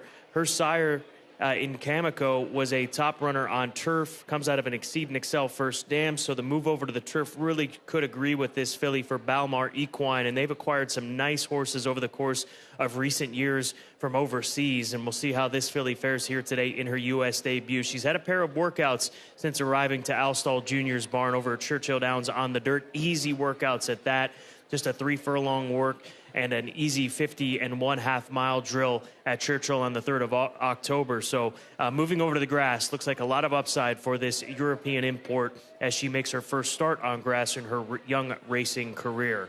And then the number 10 horse, we move to the outside. That is Mean Eileen for Joe Sharp. Cutting back in distance, looks like it could be a big thing for this filly. She ran twice in a week's time at Kentucky Downs. That was a month removed from her debut at Saratoga, where she was second over a muddy strip. She's run well on multiple different surfaces, different configurations, different distances. She's 2-1 on the board right now, vying for favoritism with the number 6 horse, She's All Charm. But it's tough to ignore a filly who's had the different scenarios thrown at her, including a muddy track and then that Kentucky Downs mile races, and run well in all of them. Tough to ignore that, but I think the cutback in distance will really benefit this filly here this afternoon with Tyler Gaffleone. Just clicked up at odds of 5-2. I'll go 6-4-10 here in race number 3. Gabby agreeing with me on the front end, going with the 6 over the 10, and then the 4 as her third selection. Good luck with race number 3. Our first turf event of the afternoon starts another rolling double and another rolling pick 3 here at Keeneland.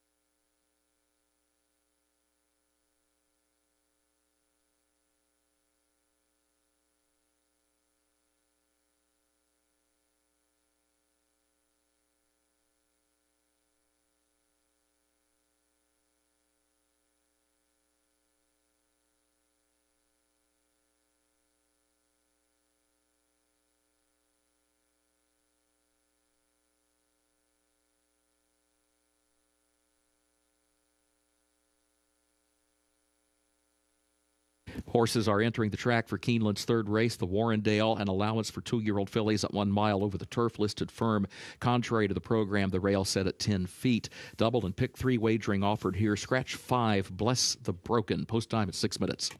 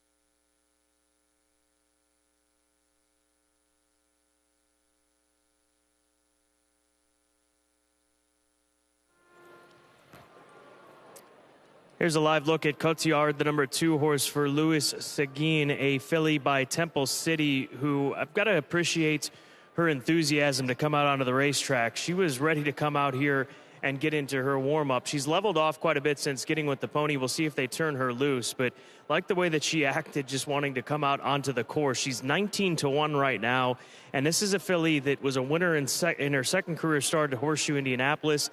And really, you want to talk about outrunning her odds at Kentucky Downs in that $1 million untappable stakes. She was 134-1 and was only beaten 4 3/4 lengths on that afternoon.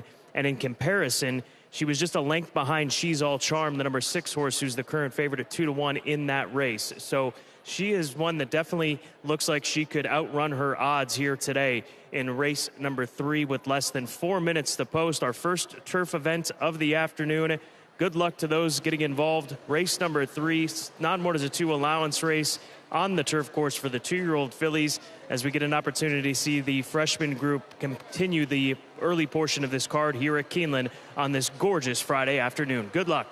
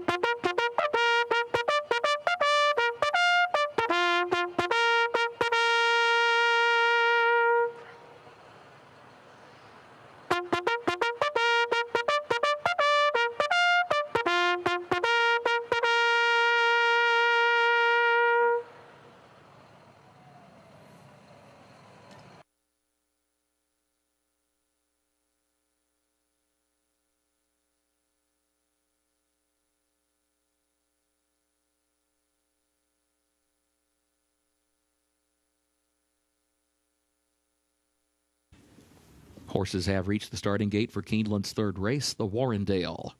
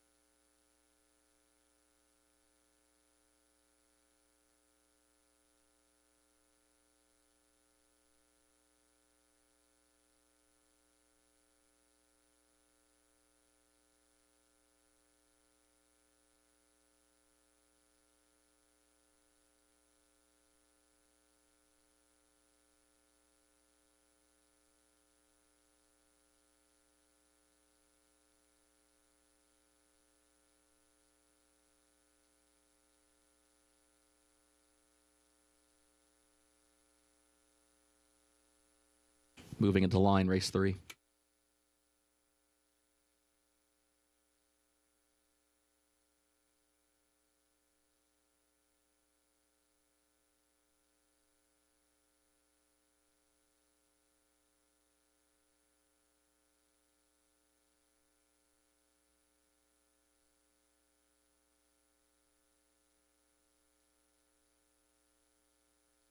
La Marinera, As Catch Can. Likely Perspective comes forward along with Jay-Z's Last Chance.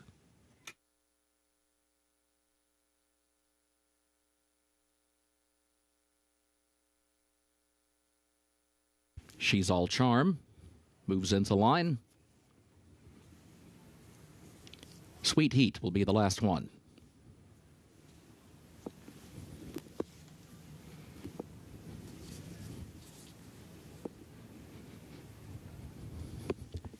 Goes in. They're at the post.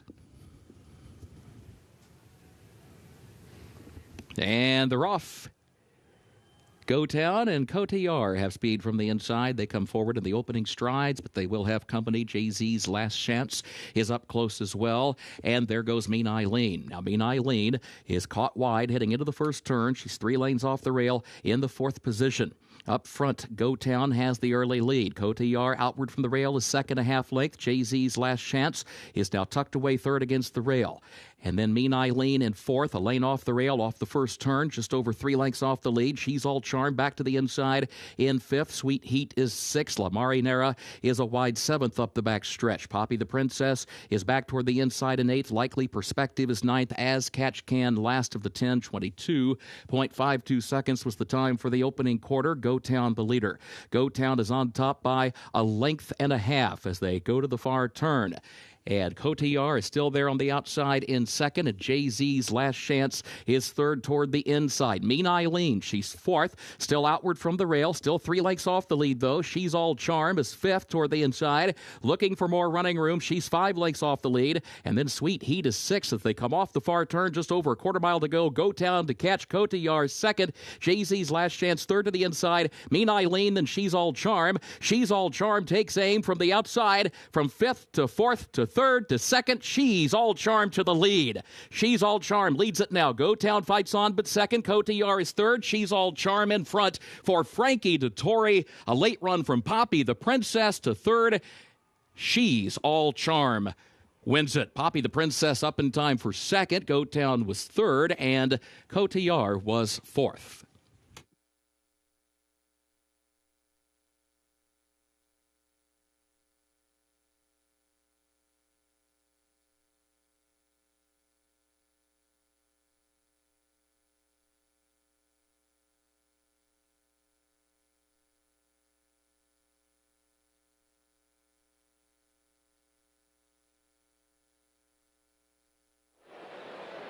Very impressive display by She's All Charm, going the 2 turns for the first time. She got off the rail, got into the clear, and she ran just like she had in her previous 2 races. With a good burst, she stays straight, maybe leaned in a little bit, but it didn't matter. She kicks clear and wins this one comfortably under Frankie. For Godolphin, the 7 rallies up for a big number at 17-1 to finish second, and the pace set by Go Town good enough to hold on for third. 6-7-1-2, unofficial, race 3.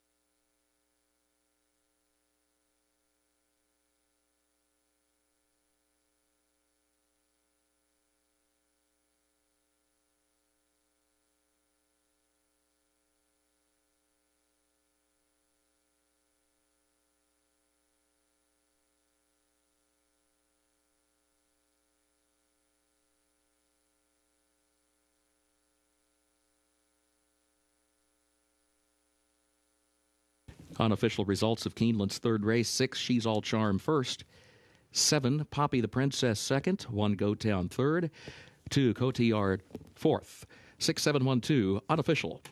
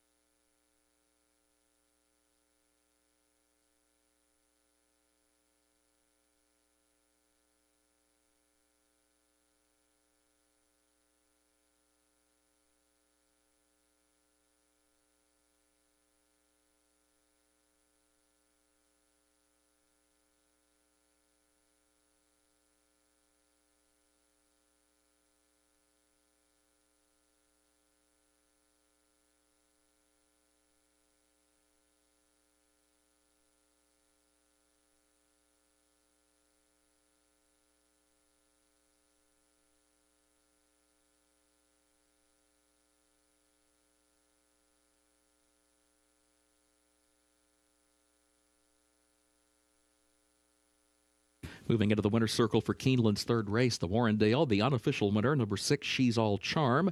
Races for Godolphin, LLC, of Mohammed Al Maktoum and others, trained by Owen Hardy. Frankie Dettori is the jockey. She's All Charm, a 2-year-old filly by More Than Ready.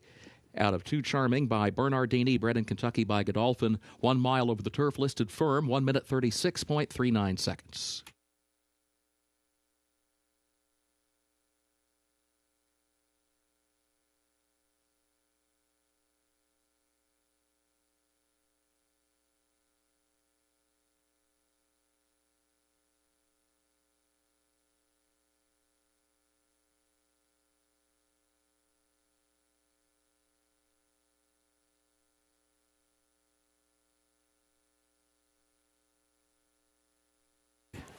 Third race results official. 6-7-1-2, the official results.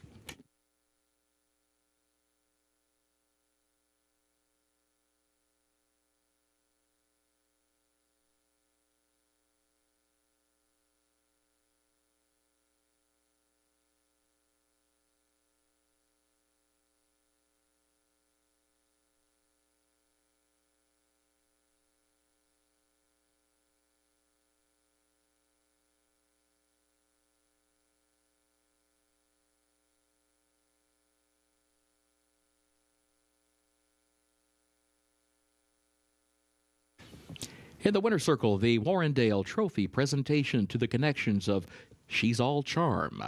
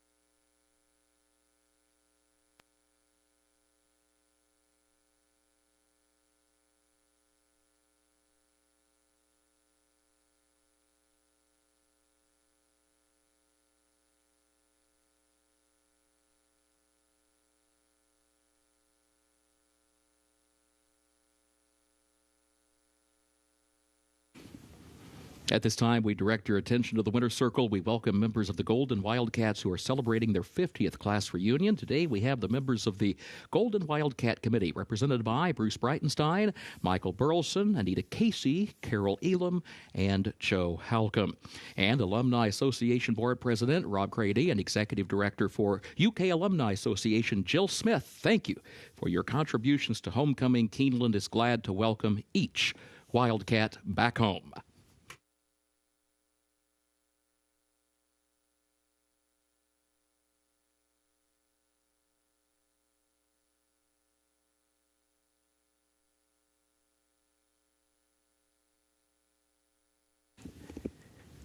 Keeneland's fourth race upcoming, double and pick 3 wagering offered here. Scratch the 2, Del Mo. Scratch 4, Wind of Change. Scratch 5, Novgorod the Great. And scratch 8, Banishing. As a result of those scratches, no superfecta on the fourth race. Track listed fast.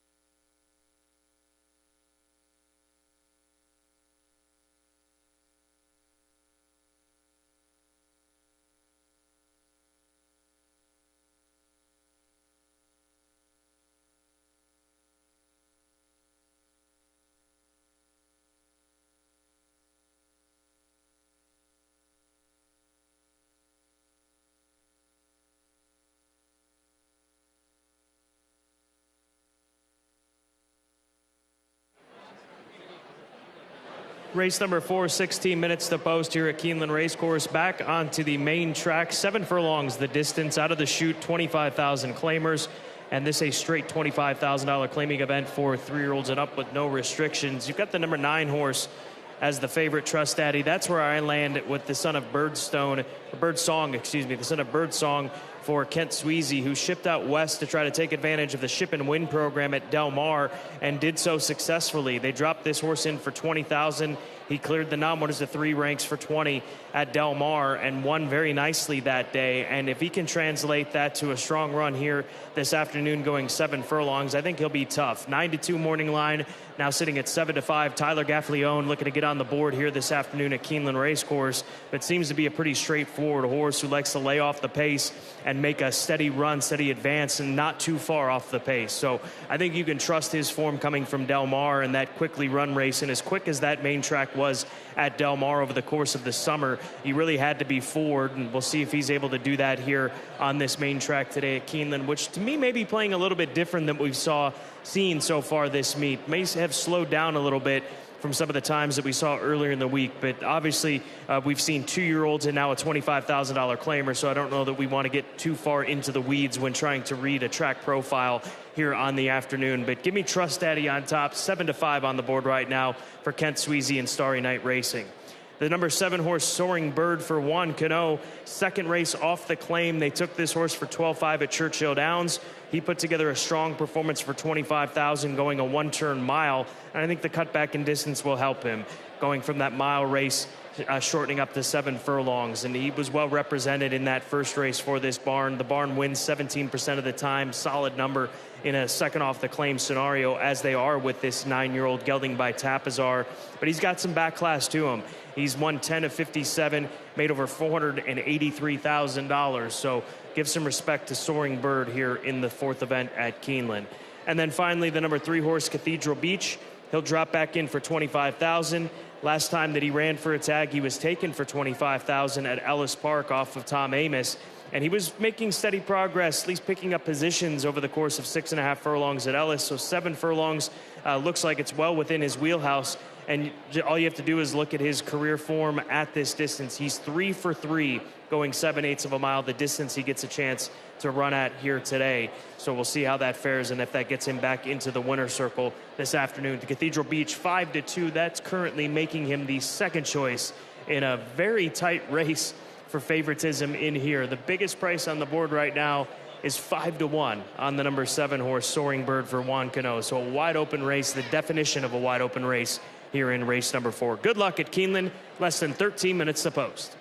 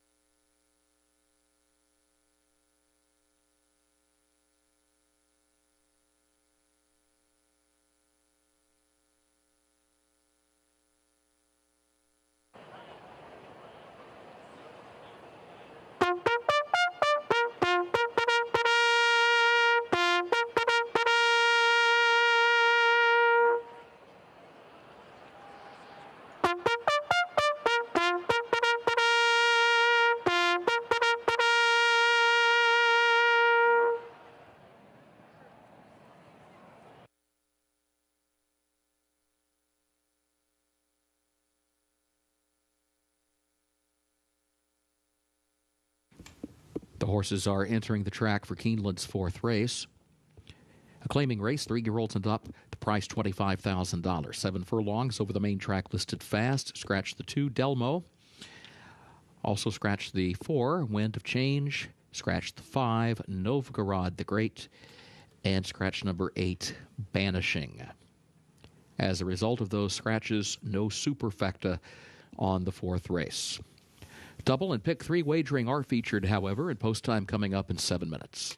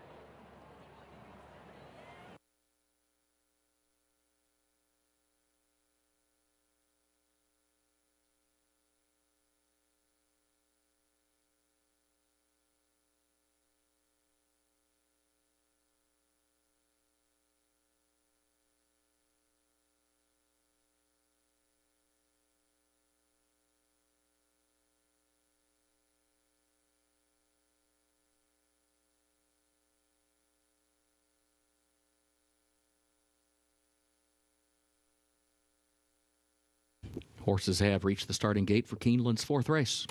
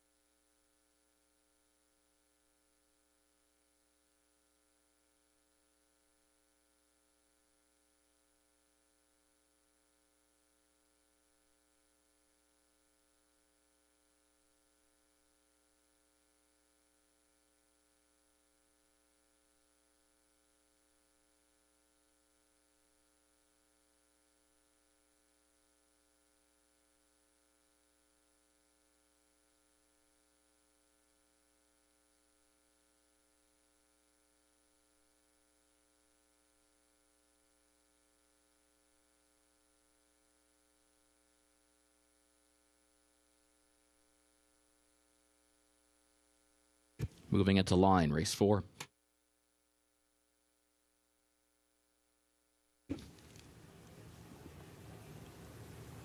Lunar Module goes in. Now Cathedral Beach. 3 more to load. Copper Master. Soaring Bird comes forward. Trust Daddy, the last one.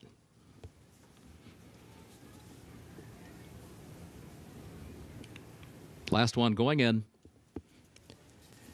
They're at the post.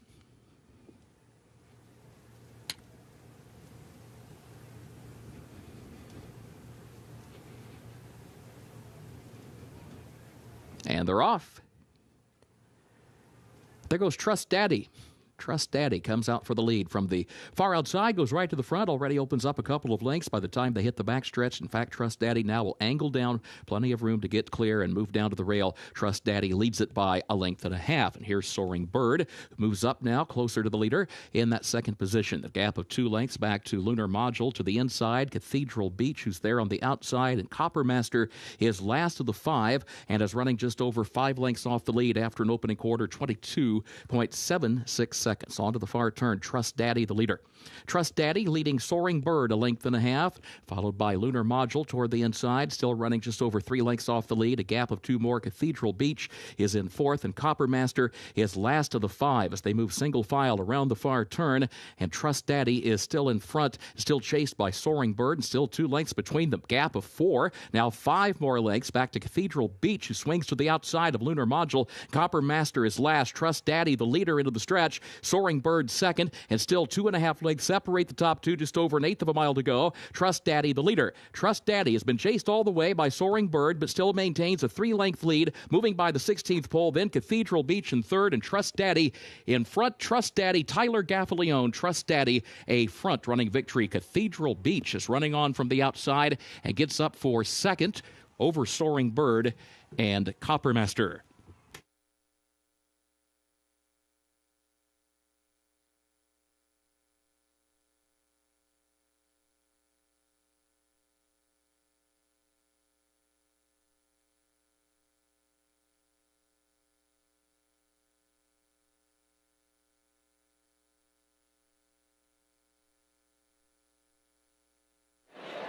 Now 2 for 2 here at Keeneland in his racing career. Trust Daddy utilizing his early speed, slowed it down a little bit in that second quarter going around the bend, and then was able to kick on and hold off the late rally of the 7. That's who's closing fastest, or the 3, the 3, able to close up and finish off the 7 for that second money. So 9.376, the unofficial top 4. Soaring Trust Daddy for Kent Sweezy getting the victory as the favorite, 9-5. Tyler Gaffalione for Starry Night Racing.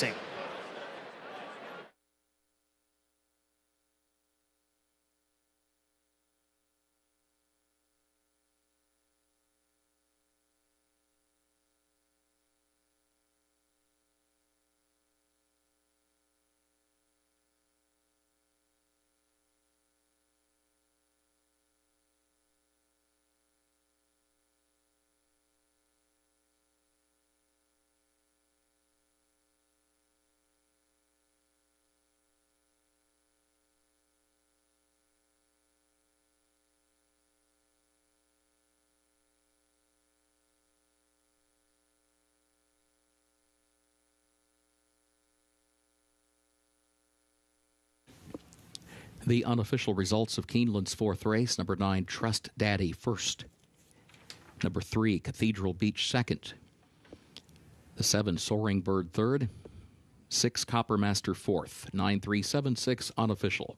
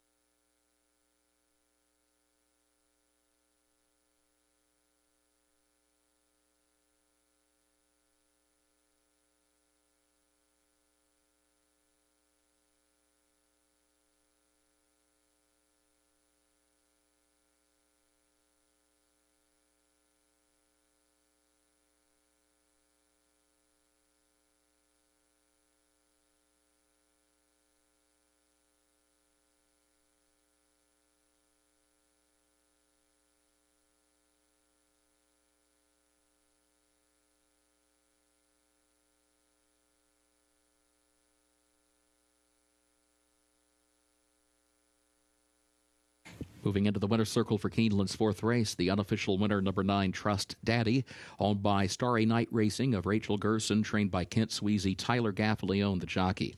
Trust Daddy, 5-year-old gelded son of Bird Song, out of Ma Petite by Distorted Humor, bred in Kentucky by Gainesway Thoroughbreds Limited and Mary Lou Whitney Stables, LLC. 7 furlongs over the fast main track, 1 minute 24.61 seconds.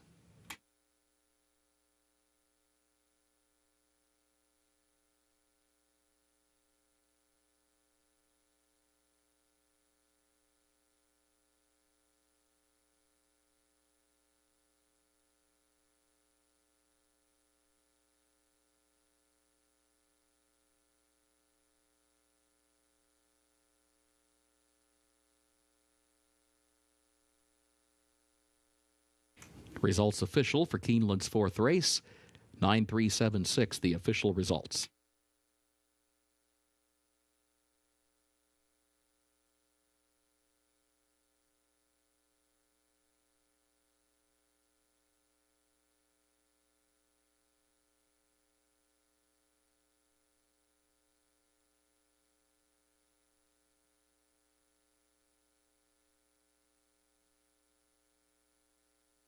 We direct your attention to the winner's circle at this time.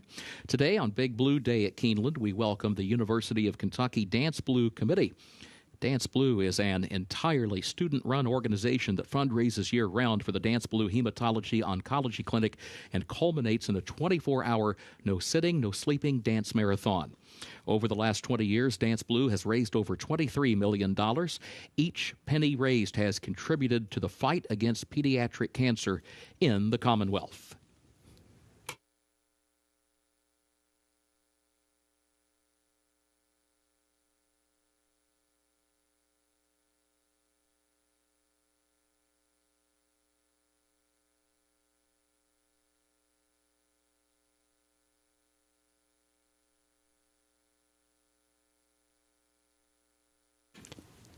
Keeneland's fifth race upcoming, the turf-listed firm. Contrary to the program, the rail at 10 feet on the turf course. Double and pick 3 wagering start of the pick 6, no carryover. It started the Keeneland Turf Pick 3, made up of races 5, 7, and 9. Scratch the 9, Wa Soleil. Scratch 14, Jefe de Obra. Also scratch 15, Alder. And scratch 16, One Giant Leap. Jockey change for the 7, Glacial Power, Tyler Gaffalione, the rider. 7, Glacial Power, Tyler Gaffalione. Reminder, number 13, King Julian, draws into the race. Contrary to the program, King Julian is a gelding. But again, number 13 draws in Jose Ortiz to ride as programmed.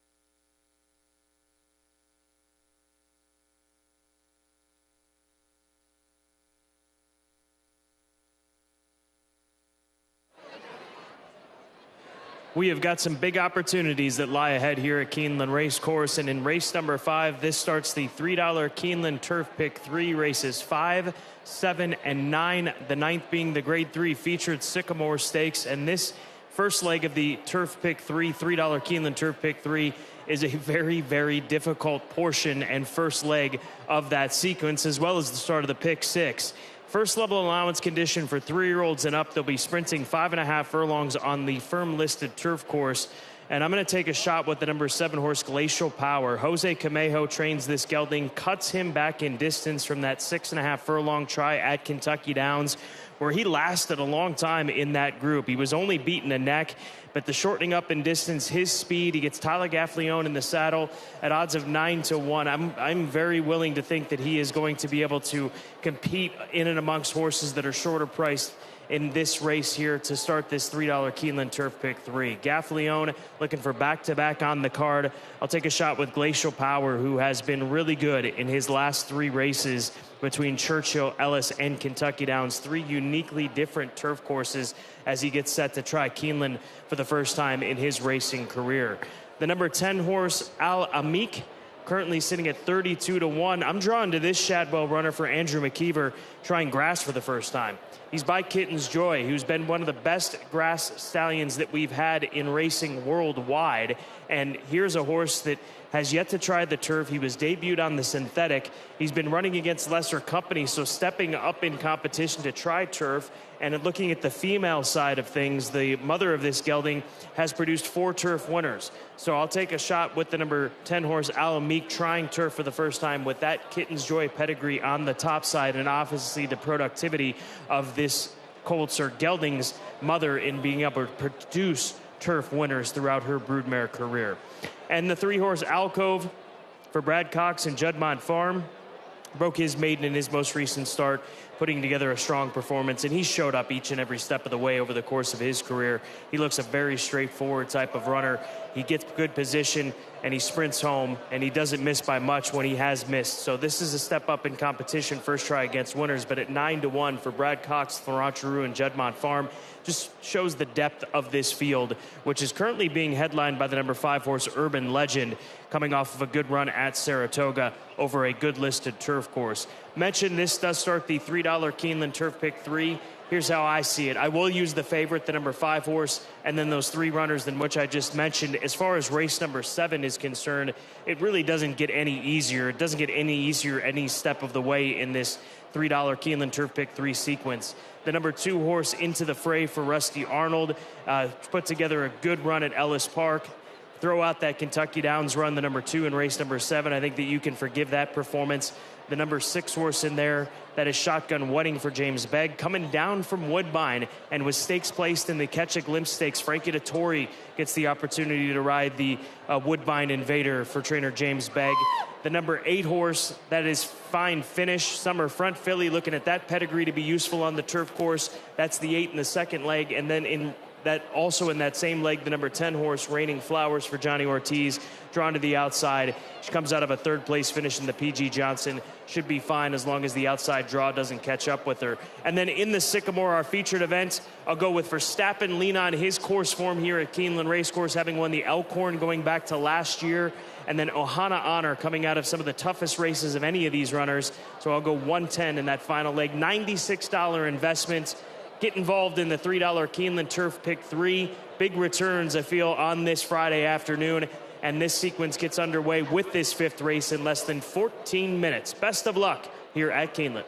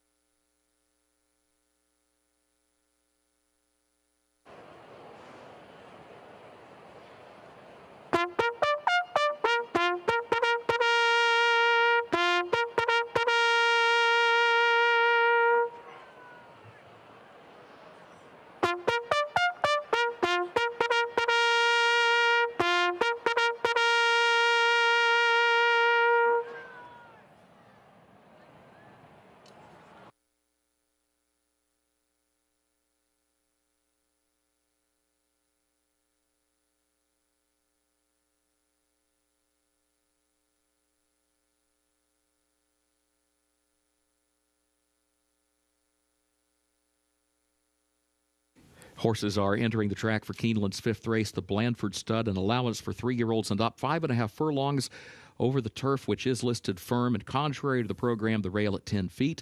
Double and pick 3 wagering, start of the pick 6, no carryover, start of the Keeneland turf pick 3, made up of races 5, 7, and 9. Scratch the 9, Wa Soleil, also scratch 14, Hefe de Obra, 15, Alder, and 16, One Giant Leap.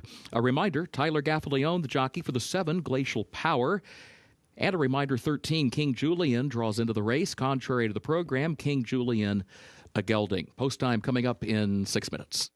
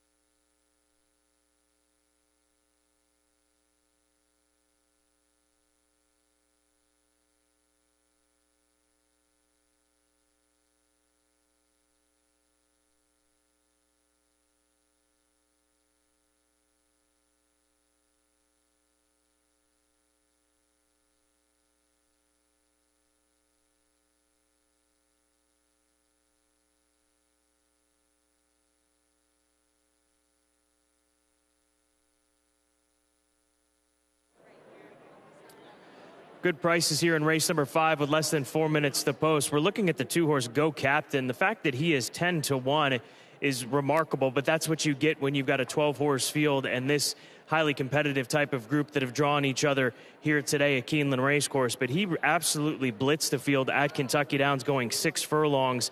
He opened up by 6.5 lengths. He cuts back in distance. He's enthusiastic out there. He's keeping this positive body language, feeling good out there under Edgar Morales. So a great price on the 2. Gets a good inside draw as well if he can outsprint those horses that surround him, and there's a good chance that he'll be able to. So if you're looking for a double-digit price horse and a horse that's feeling good, maybe look no further than Go Captain, the colt by Motown that was a $125,000 2-year-old purchase back in 2023. The 11-horse drawn to the outside, Surf City. If one is to come rambling late, I have a feeling it could be this colt by Mendelssohn. He's a big, long colt, and I think you can see why they tried him at longer distances, and maybe that's something that's in his future. But I would imagine that he gets outrun early, and Saez tries to pick them off late. He's getting some respect. 6-1 on the board right now for Surf City and BBN Racing, a Keeneland September sale graduate from 2 years back, $40,000 purchase, who's made more than double that at $85,000 in career earnings. Less than 3 minutes to post time, race number 5, start of the Friday pick 6, start of the $3 Keeneland Turf pick 3.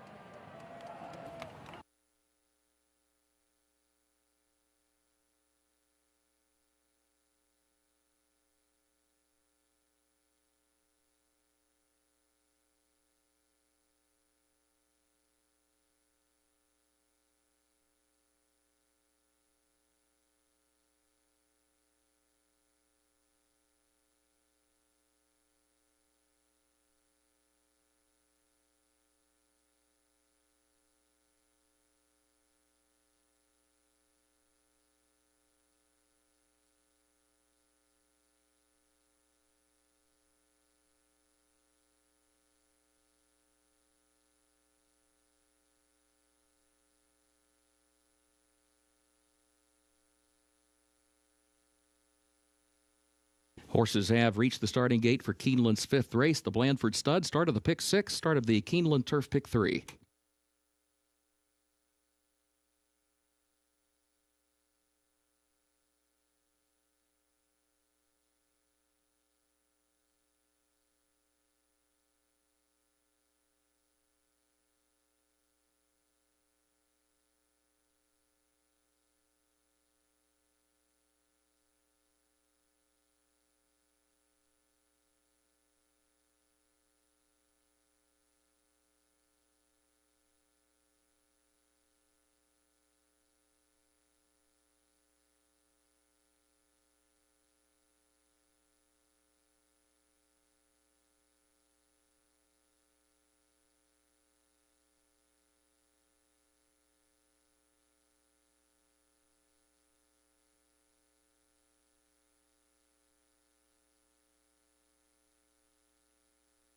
Moving into line, race 5.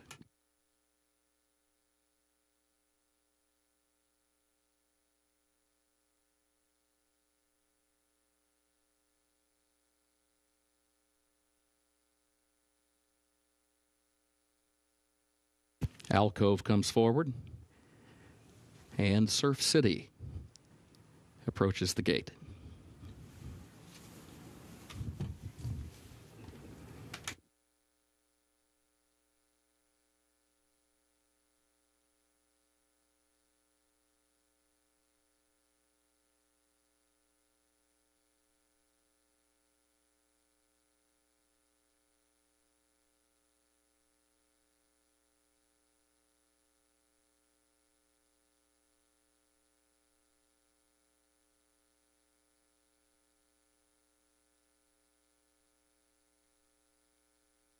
Mr. Mello comes forward.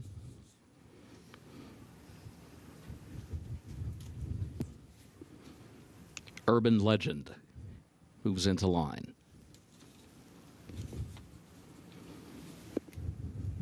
Bavaria Road.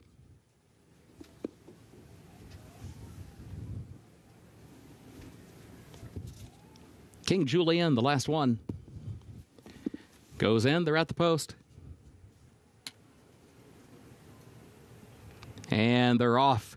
Committee of 1 comes out running for the lead. Urban Legend right there. Go Captain kicks into the inside. Alcove is also showing early speed, moves up into 2nd position. Then Mr. Mello, who comes up the rail, into 4th. Glacial Power 5th. Committee of 1 settles back into 6th. Bavaria Road 7th. Alamik is in 8th. Pensacola is 9th. 1 lane off the rail into the far turn. Thought That Counts is in 10th position. Surf City 11th.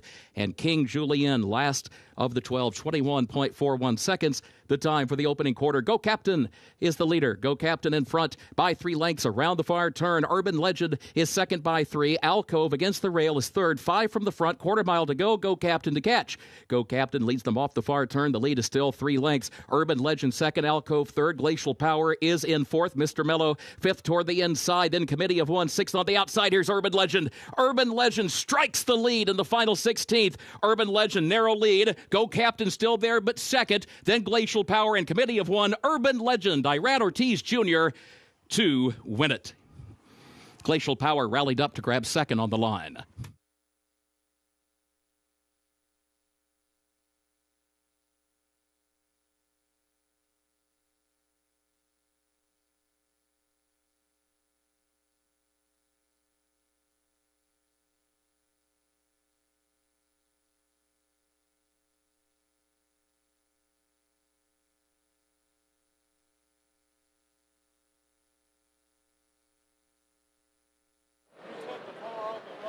Well, the number 2 horse, Go Captain, was ultra fast early on in this race as he set some quick fractions on the turf course, but who was right behind? Urban Legend, the 5 under Irad Ortiz Jr.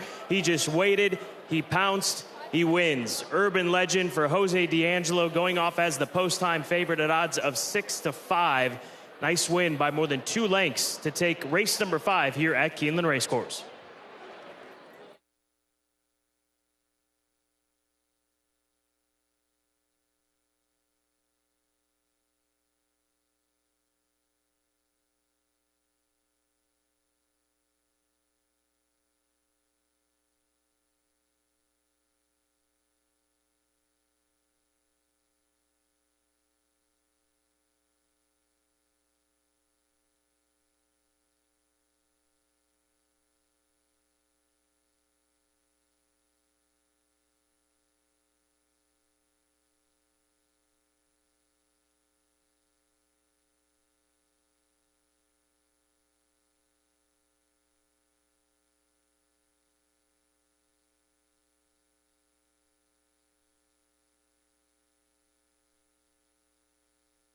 The unofficial results of Keeneland's fifth race: number 5, Urban Legend, was first. The 7, Glacial Power, second. Number 2, Go Captain, was third. And number 12, Committee of One, fourth. 5-7-2-12 unofficial.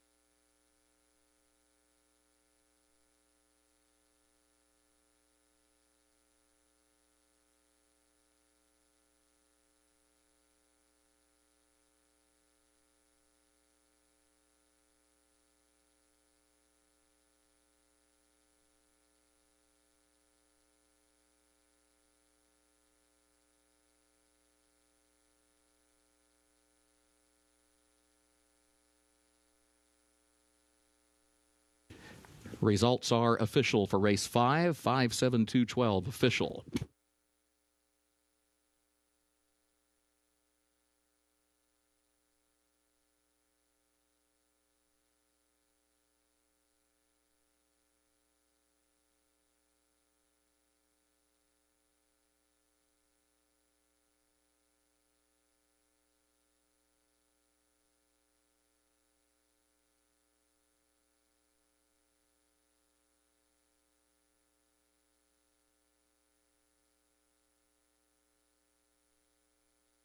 Into the winner's circle, the official winner of Keeneland's fifth race, the Blandford Stud, number 5, Urban Legend, owned by Moreplay Racing LLC of Josh Mendez, Rosedown Racing Stables LLC of Rafael Weiss, owned also by Kerry Radcliffe, the trainer Jose D'Angelo, the jockey Irad Ortiz Jr., Urban Legend, 3-year-old son of Into Mischief, out of Singing Kitty by Minister's Wildcat, bred in Kentucky by Spendthrift Farm. Keeneland September graduate gets the 5.5 furlongs over the firm turf, 1 minute 2.81 seconds.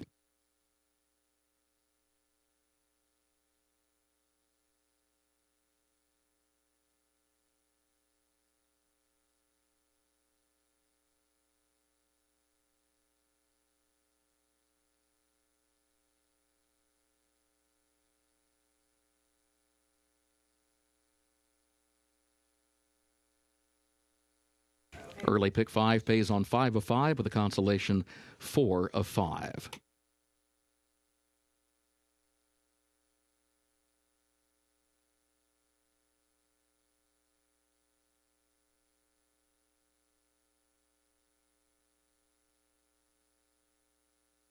In the winner's circle, the Blandford Stud Trophy presentation to the connections of Urban Legend.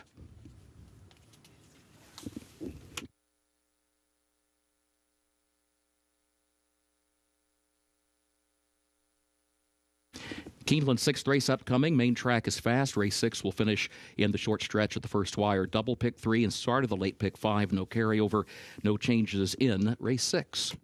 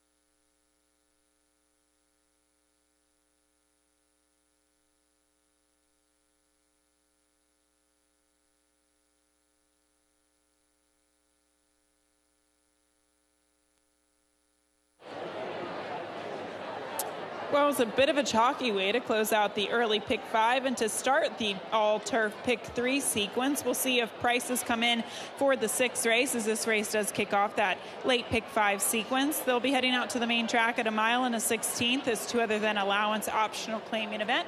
And my top pick is the number 1 Enclosure for Hall of Famer Bill Mott. This horse did not handle the surface last time out whatsoever. I know she's bred to handle it. She's by Arrogate. She's out of an Uncle Mo mare.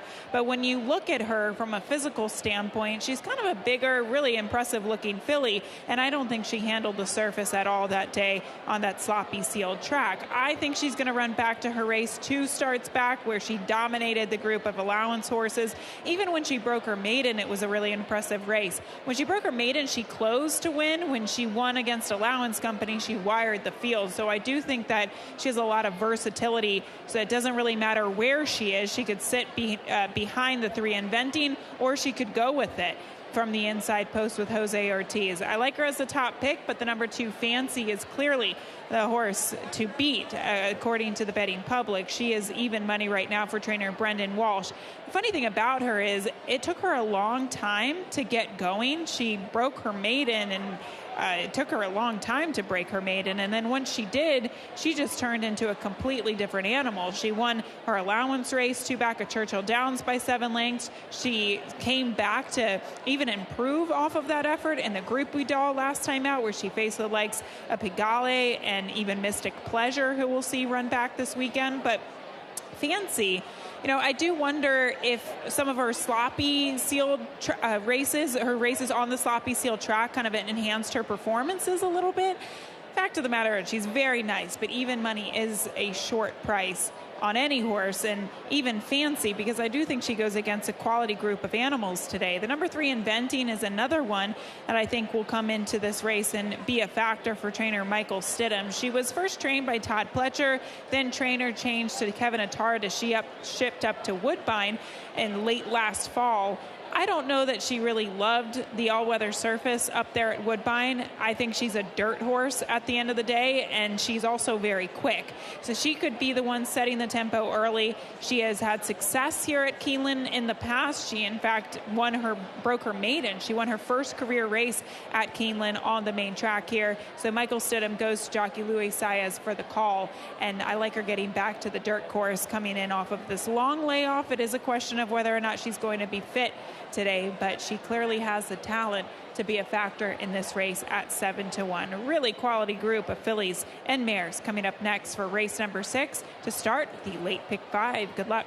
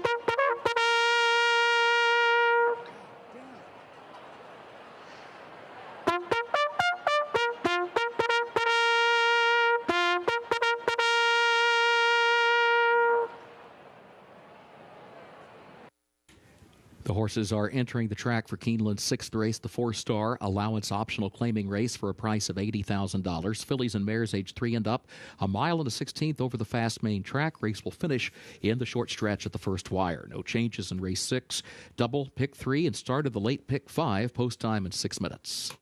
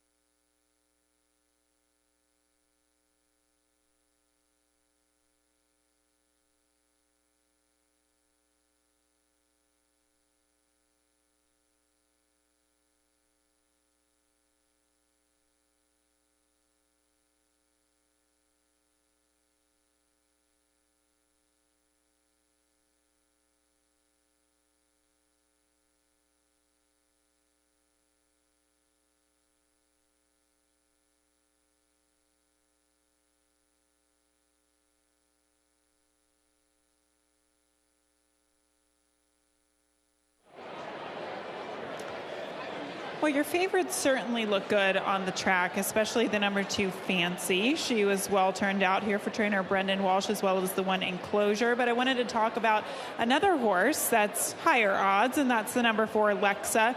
We saw Whit Beckman send out a horse yesterday at almost won, a goo going against the likes of World Record in our featured event yesterday. So perhaps this filly can outrun her odds going against this group today. And I thought her last race was actually a good indication that maybe she is heading in the right direction. I think overall her races this year might be a touch better than what we saw from her last year. And she's going to need to deliver her A game. But I thought she really looked great today, maintaining good weight.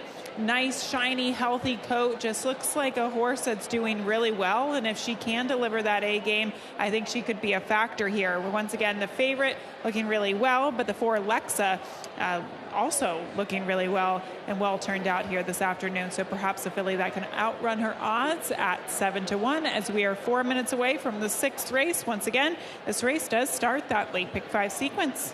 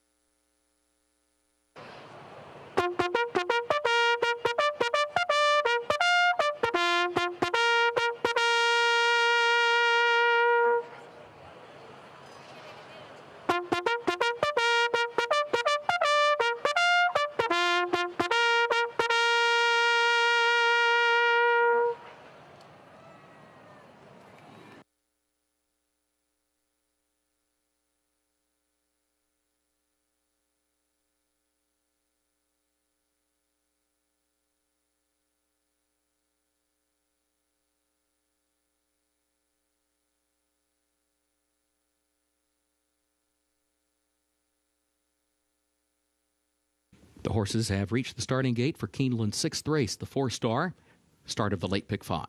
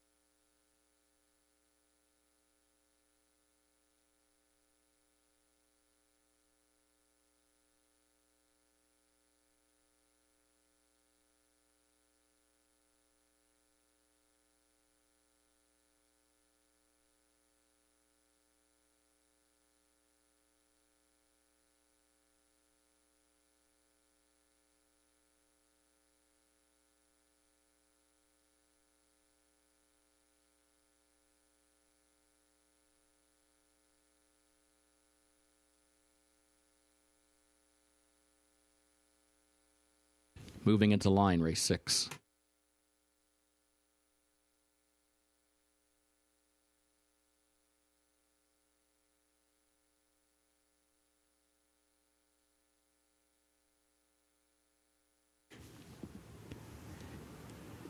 Enclosure goes in. Here's Fancy.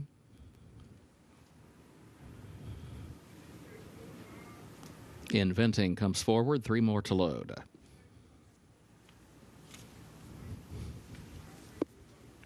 Lexa.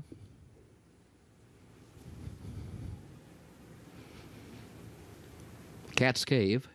Steel Racer, the last one, comes forward. Goes in, first wire, they're at the post. And they're off. There goes Fancy. Fancy right out for the lead. Steel Racer there from the outside moves quickly in the opening strides. Inventing is between that pair as they head for the first turn. Steel Racer from the far outside tries to clear the inside traffic, but Fancy and Inventing are going to be stubborn down toward the inside, and that means Steel Racer will stay 3 wide around the first turn. Cat's Cave is 4 wide around the turn toward the center of the pack, now 3 wide in 4th. In the meantime, Enclosure is 5th against the rail, then Lexa between that pair at the back is just 3.5 lengths off the lead. Off the first turn, onto the backstretch. Opening quarter went 24.26 seconds. Fancy the leader.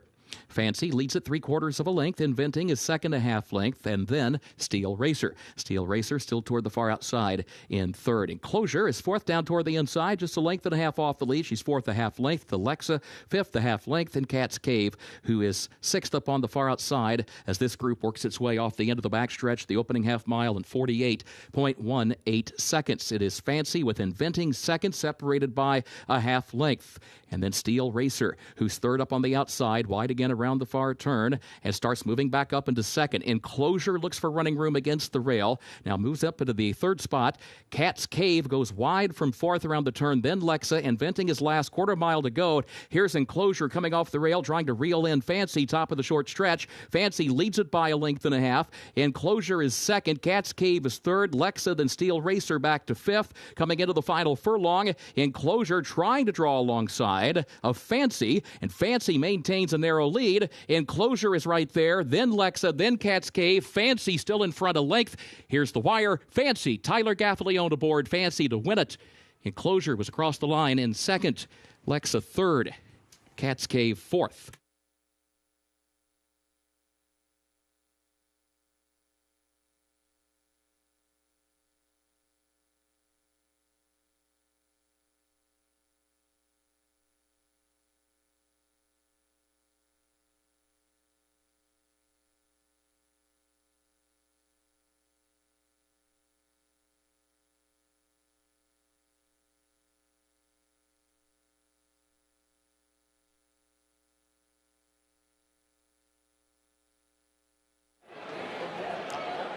Fancy didn't let the people down today and gets the win at 3-5. The number 1 Enclosure did make an impressive late bid here coming down the stretch, but Fancy was too much for that late bid by Enclosure. Fancy taking the initiative there under jockey Tyler Gaffalione and taking the field gate to wire. 2-1-4-5 across the finish line unofficially for the 6th race.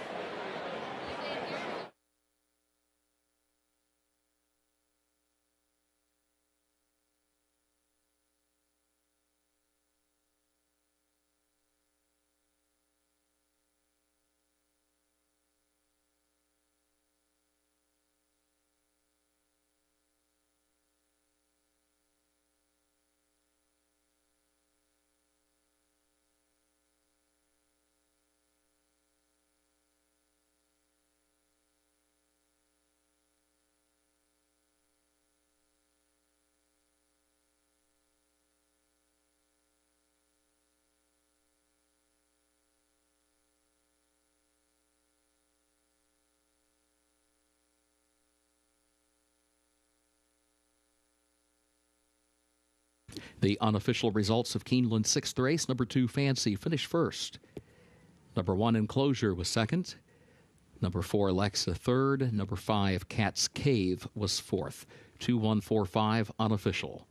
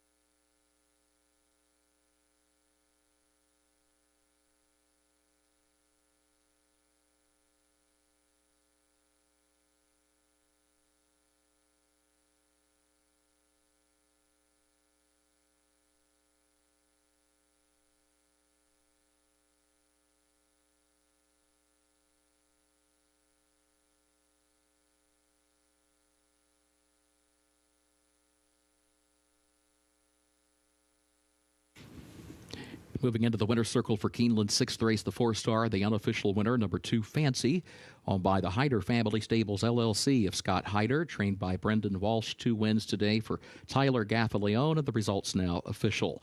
Fancy, a 4-year-old filly by Justify out of Lacadena, by Fazliev, bred in Kentucky by Cindy Hyder. A mile and a 16th over the fast main track, 1 minute 45.9 seconds. Results official, 2-1-4-5, the official results for race 6.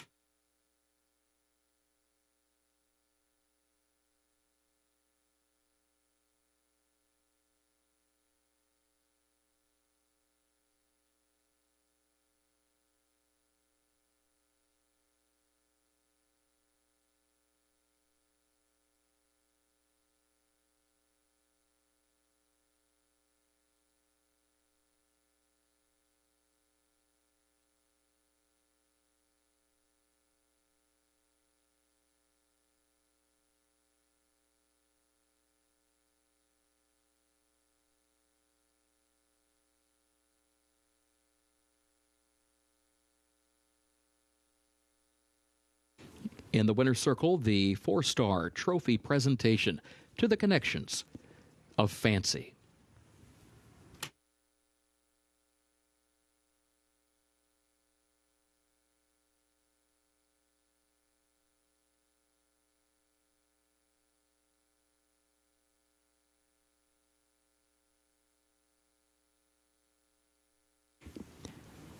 Keeneland's 7th race upcoming. Turf listed firm, the rail at 10 feet, contrary to the program. Double pick 3 and start of the late pick 4. Scratch number 3, Sweet Treasure. And scratch the 4, Lady Orient.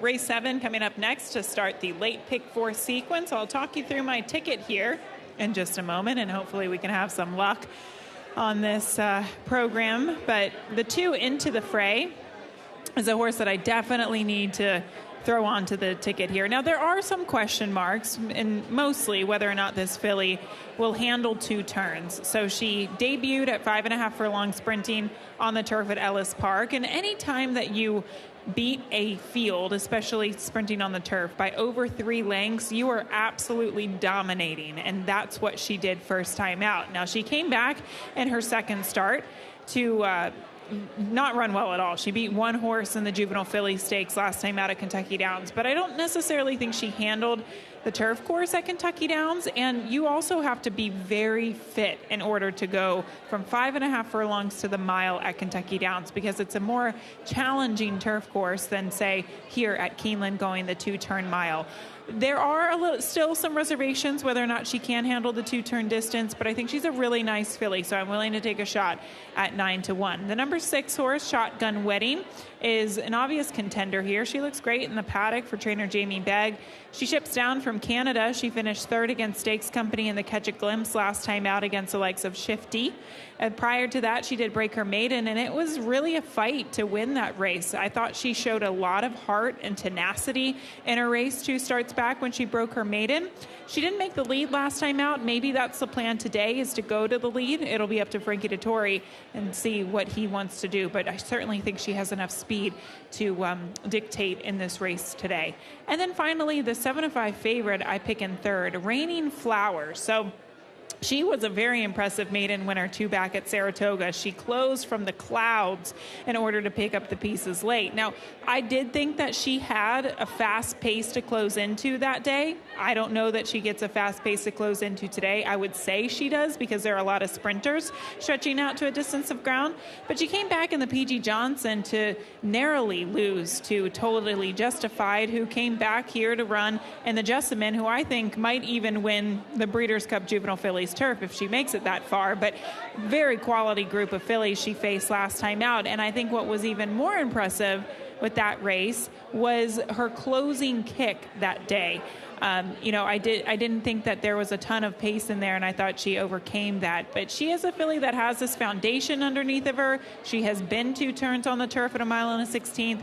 This is a cutback in distance for her, which I don't necessarily mind. There are a lot of fillies in here that are trying this distance for the first time, but we know how good she can be going 2 turns on the turf. So I think that obviously is a plus for her, on top of the fact that she comes out of a very strong and very live race in the P.G. Johnson last time out at Saratoga. She is a horse to beat. Betting public is betting her soundly here at 7-5. We'll take a closer look at these 2-year-old fillies as they come trackside in just a few moments. But this race does kick off that late pick 4 sequence. I'll talk you through my ticket. I'm using the 2, the 6, the 9, and the 10. So the story behind the 9 flip-flops, I actually picked her. She was my top pick at 20-1 last time out at Kentucky Downs. She didn't run well. She was running in spots. I don't think she handled the turf course whatsoever that day. So I'll use her just because I liked her last time out. I'm going to use her because I would feel totally burned if I didn't use her today. Race number 8, 2, 4, and the 13. I did like the number 2 T-Craft for trainer Bill Mott. He does turn back in distance. The last time he sprinted, he went against the likes of Chancer McPatrick, who is either going to be the first or second choice in the Breeders' Cup Juvenile this year. And then Patch Adams is the number 4 horse in that race. He looks like he's been clocking some very sharp workouts for Brad Cox and company. And then the 13 Ain't No Disco does draw in off the AE. In the 9th race, my strongest opinion in the sequence is the 3 Highway Robber. I think he gets a good trip on the inside and hopefully can close in time with Tyler Gaffleone. And then in the nightcap, it literally could be anybody. The strongest opinion is the 3 Effervescent, because she did have a troubled trip in debut. She's just making her second career start. But I used a couple of others, including the 7, the 9, the 10, and the 12. So a $30 play for this late pick 4 ticket. Good luck if you are wagering on the late pick 4. We are 13 minutes out from race number 7.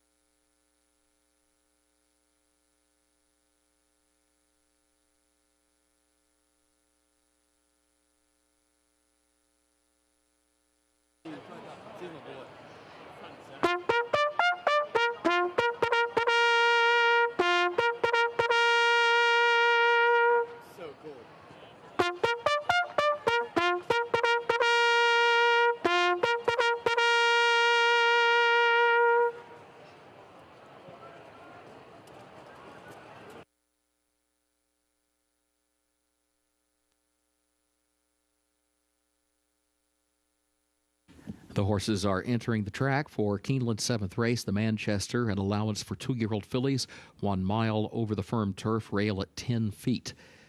Double and pick 3 wagering start of the late pick 4. Scratch number 3, Sweet Treasure, and scratch number 4, Lady Orient. Post time at 6 minutes.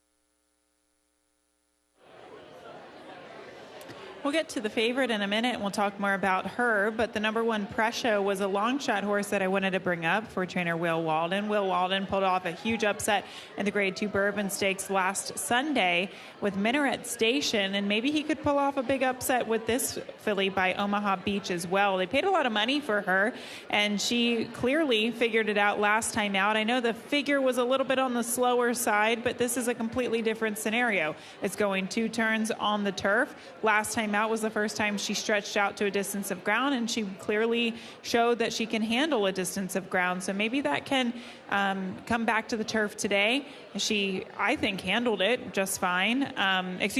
She showed some speed last time out, which I think will certainly help her get to the turf today. But she just made a really nice appearance. If you're looking to play maybe exactas or trifectas, maybe throw her underneath on the ticket.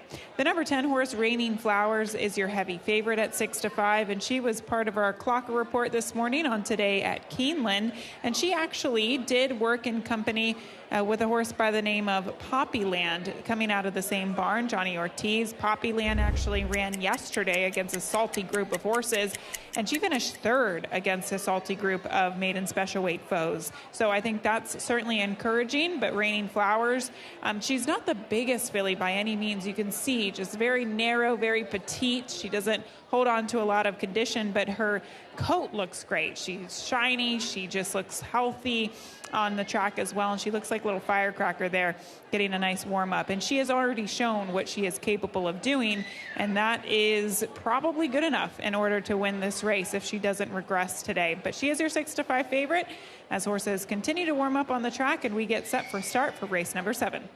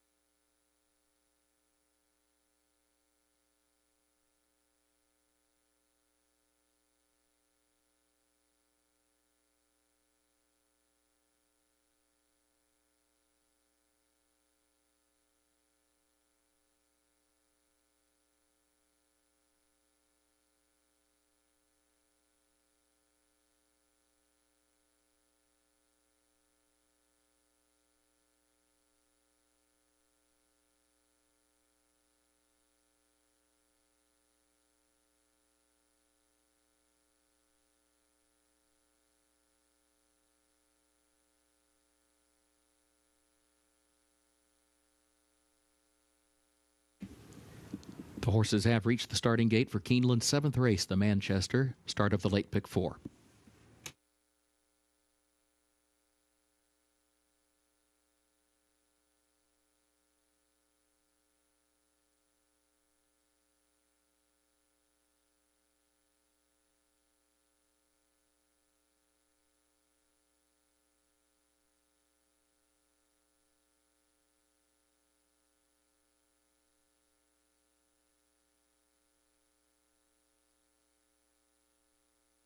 Moving into line, race 7.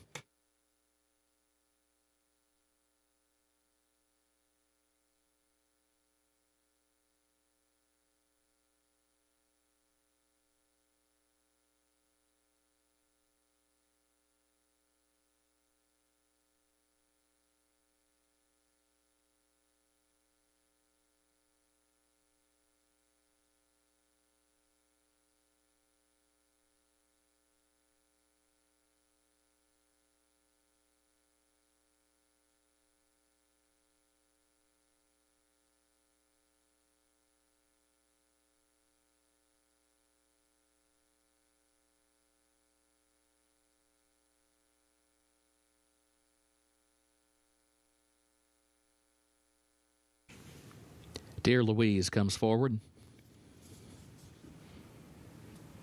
Raining Flowers moves into line.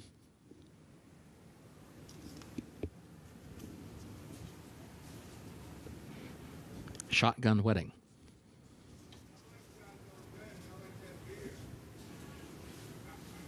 Little Mo, the last one. Going in.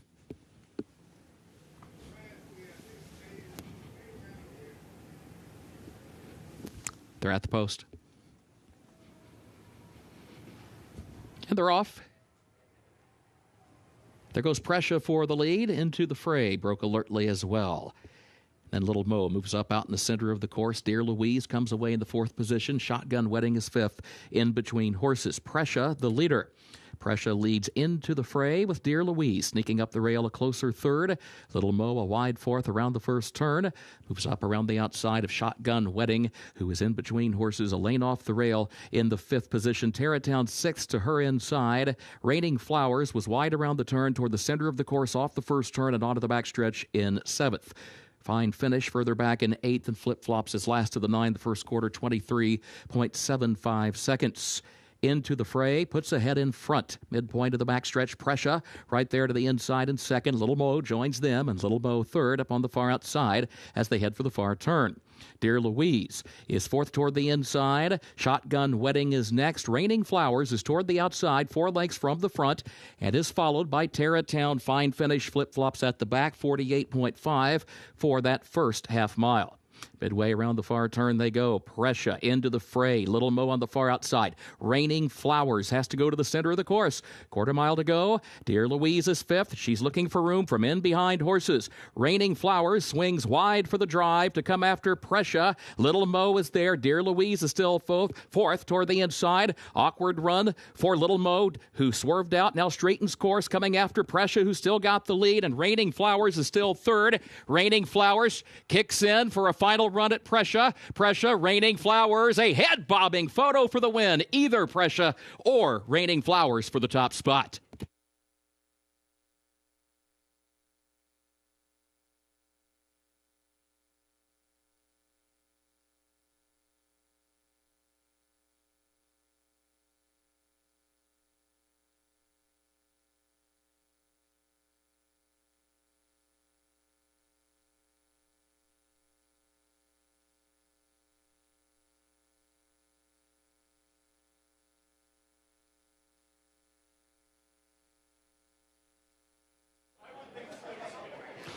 What an exciting finish, and a big difference in odds here between the number 1 Pressure down on the inside and the number 10 Raining Flowers, who really starts to pick up the pieces. Deep stretch. You can see Johnny Velazquez just trying to get her out in the clear, and when he finally does so, she does come with this closing kick, but the 1 Pressure definitely got the jump on her from the get-go, and it is really, really close at the finish line. We'll take another low angle, closer look at these horses as they approach the finish. finish.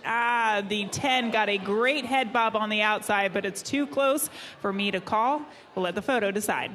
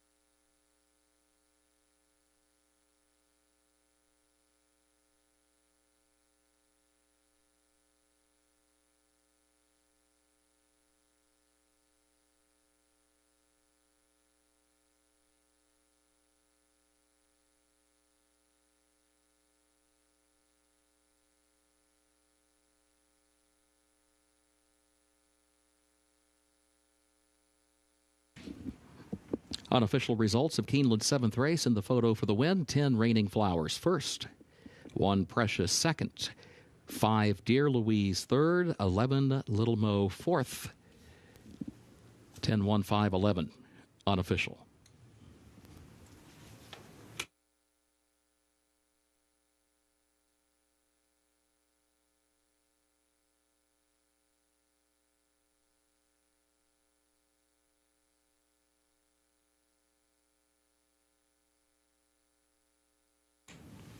Into the winner's circle for Keeneland's 7th race, the Manchester, the unofficial winner, number 10, Raining Flowers, owned by 4G Racing LLC of Brent Gazaway, trained by John Ortiz, John Velasquez, the jockey.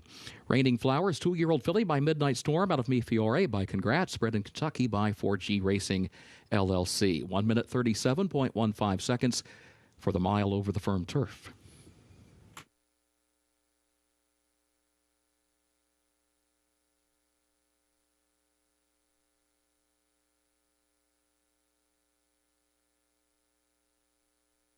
Seventh race results official. 10, 1, 5, 11, the official results.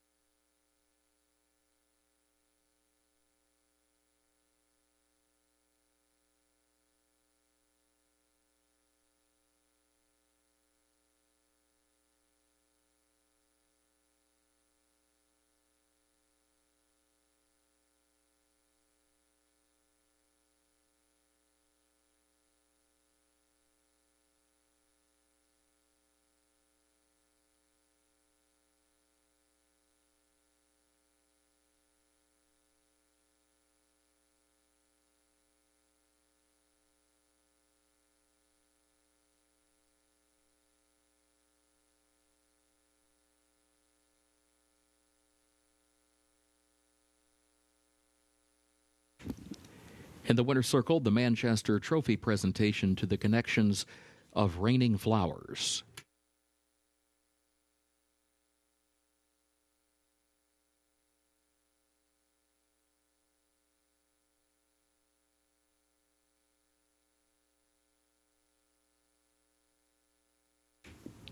Keeneland's 8th race upcoming. Double and pick 3 wagering starts the last of the day's rolling pick 3s. Main track is fast. Scratch 5, Calling on Heaven. Scratch the 6, Can't Deny It. Scratch 15, Coming In Hot, and scratch 16, Kalahari Dreams. A reminder, number 13 and 14 both draw into the race, Ain't No Disco and Global Prosperity, jockeys as programmed.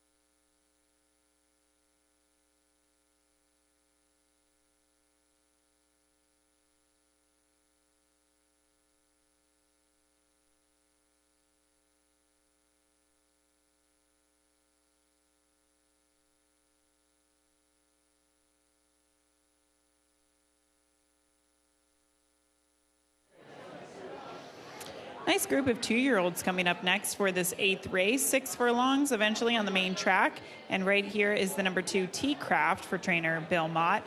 So he stretched out a little bit in distance to the mile last time out at Saratoga. He set the pace that day and then faded to finish 4th. They try to get more distance with this horse, but it looks like he is just simply a one-turn horse. He did lose to Filoso, who would come back to run 3rd in the Claiborne Breeders' Futurity on opening weekend here at Keeneland. And more importantly, his loss going one turn against Chancer McPatrick definitely steps him up a notch in my mind. Chancer McPatrick, he's going to be one of the favorites for the Breeders' Cup Juvenile this year. And T-Craft is just coming out of very nice races. He has that foundation underneath of him as well, which I think is helpful, now turning back to the 6 furlong distance. And he also has speed, which will help him get involved here early. So he'll be the top pick, but the money is certainly coming in on the number 4, Patch Adams. Gotta love this name. He is a son of Into Mischief out of the Distorted Humor mare, Well Humored. So Well Humored, she was trained by Arnaud Delacour, and she won by 11 lengths first time out. She came back in her second start to win an allowance race, and she would eventually become a stakes winner down at Tampa. So she was precocious, she was very fast, and it certainly seems like Patch Adams has been very fast in the morning. Quick drills, also quick gate drills, which leads me to believe that this horse should be able to show speed out of the starting gate. He could be anything. When Bradcock's first-time starters show this amount of money in the wagering early on, they usually run to that. So pay attention to the odds, the money coming in on the number 4, Patch Adams. We'll take a closer look at him in just a few moments as he is in the stall getting saddled. The 13, Ain't No Disco, is the other horse that I wanted to mention, and he's a big price right now at 11-1. He'll probably come down a little bit from those odds, well, depending on the odds of the 4, to be honest. But Ain't No Disco, he gets the blinkers on today. I thought he ran a useful race first time out. It is never an easy task to work out a trip from the rail post position, especially when you have to face 11 other horses, and that was the case for him. He did experience some trouble in that race. Not surprised to see that, because when you don't break on top and you draw the rails, a 2-year-old first-time starter, you're probably going to run into some traffic troubles. Now, unfortunately, he draws the way outside post position. I would have loved him even more if he kind of drew a midfield type of post position, but you have to work with the hand you're dealt, and he does have this outside draw. He gets the blinkers on today, so maybe he'll be able to show a little bit more gate speed and be in a better position early. But the 13 definitely ran a competitive race in his debut, and if he can improve upon that, he could be a factor in this race. Take a closer look at these 2-year-olds as they come trackside in just a few moments. Race 8 is up next.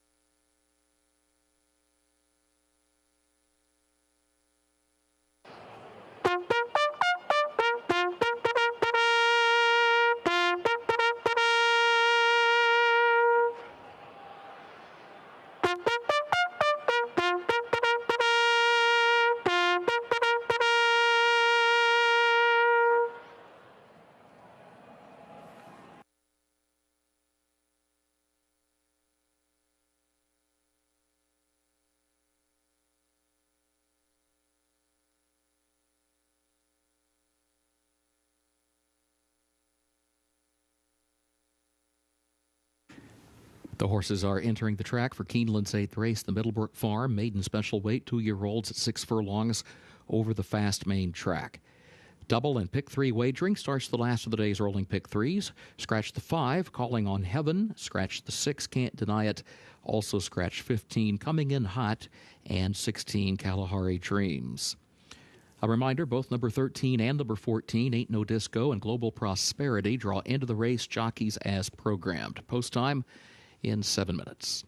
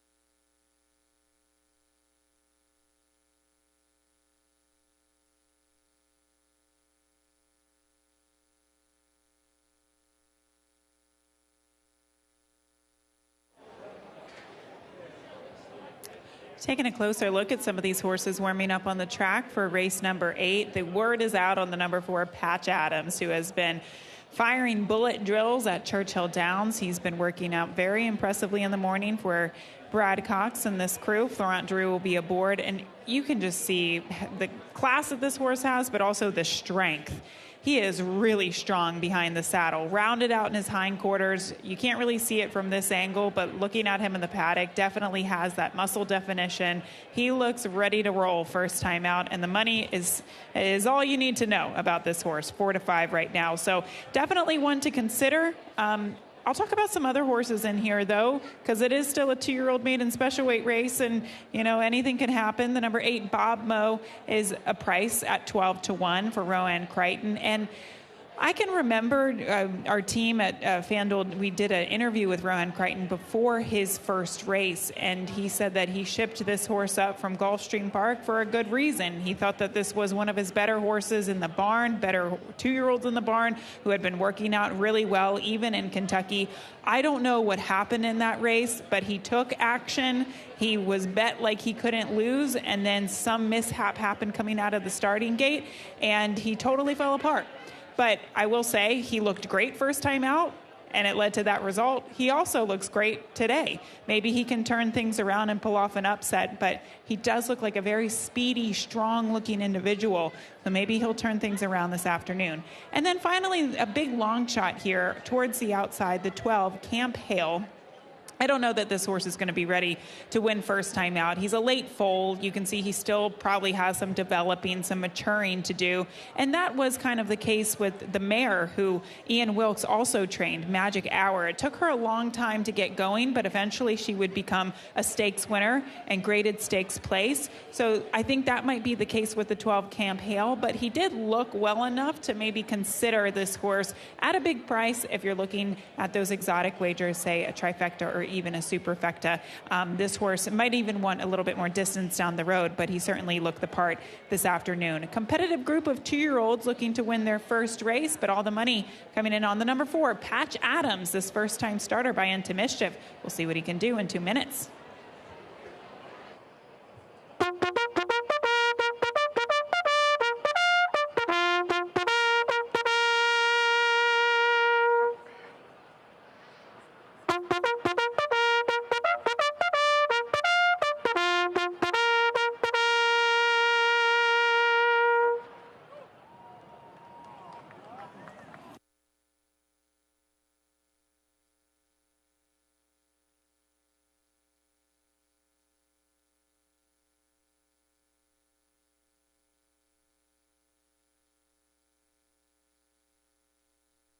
The horses have reached the starting gate for Keeneland's 8th race, the Middlebrook Farm.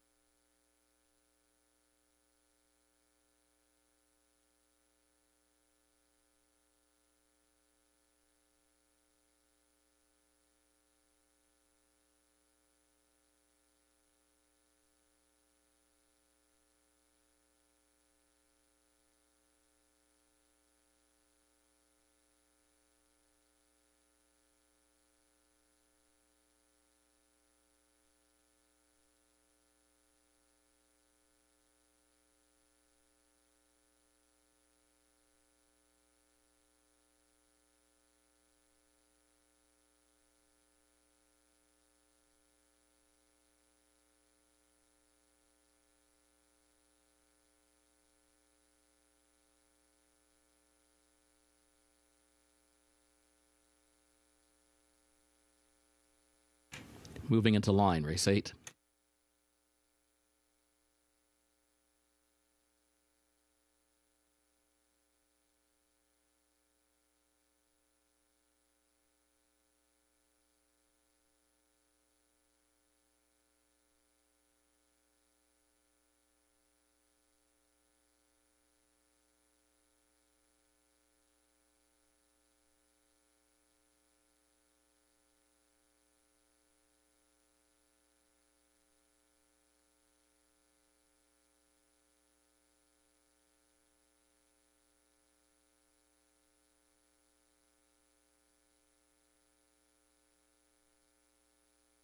Patch Adams comes forward.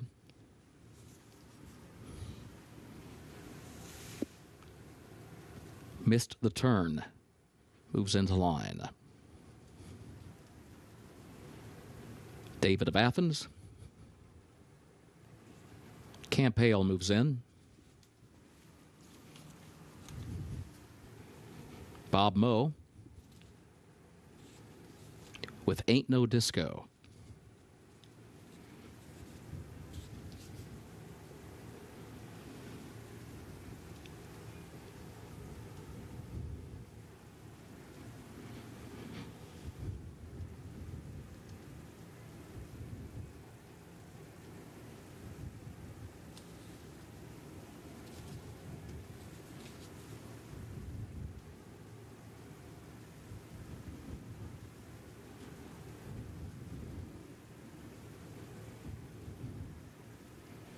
Global Prosperity, the last one, coming forward. Goes in, they're at the post.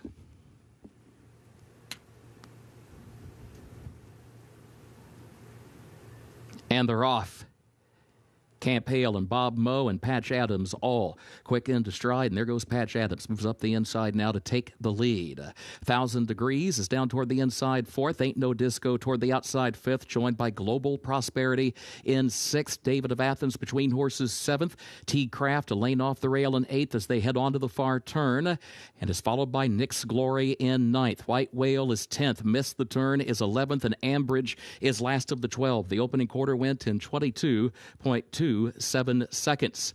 Patch Adams to the inside and Camp Hale from the outside. These two go at it for the lead as they round the far turn. 5 more lengths. Ain't No Disco is still third. David of Athens is fourth toward the inside. Then Global Prosperity. Here's Camp Hale right alongside of Patch Adams. These two going at it for the lead. David of Athens is coming late. Ain't No Disco is fourth. David of Athens taking aim at Camp Hale, who's gotten the lead from Patch Adams, but David of Athens is running on from the outside.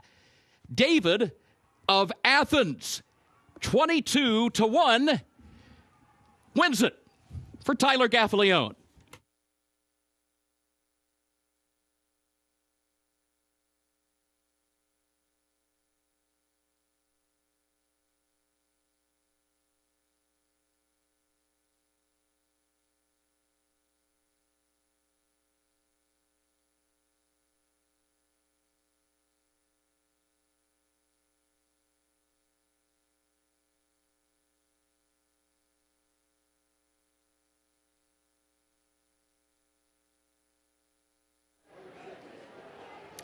Well, this certainly looked like a salty group of horses here, but the number 7, David of Athens, getting this perfect trip, stalking behind the pace here, angling to about the 3 path under jockey Tyler Gaffalione and picking up the pieces late. A huge run by the number 12, Camp Hale, who pressed the favorite the entire way around there, manages to hold on for second. The 4, Patch Adams, running in third, but it's the 7, David of Athens, pulling off this massive upset at 22-1. In race number 8.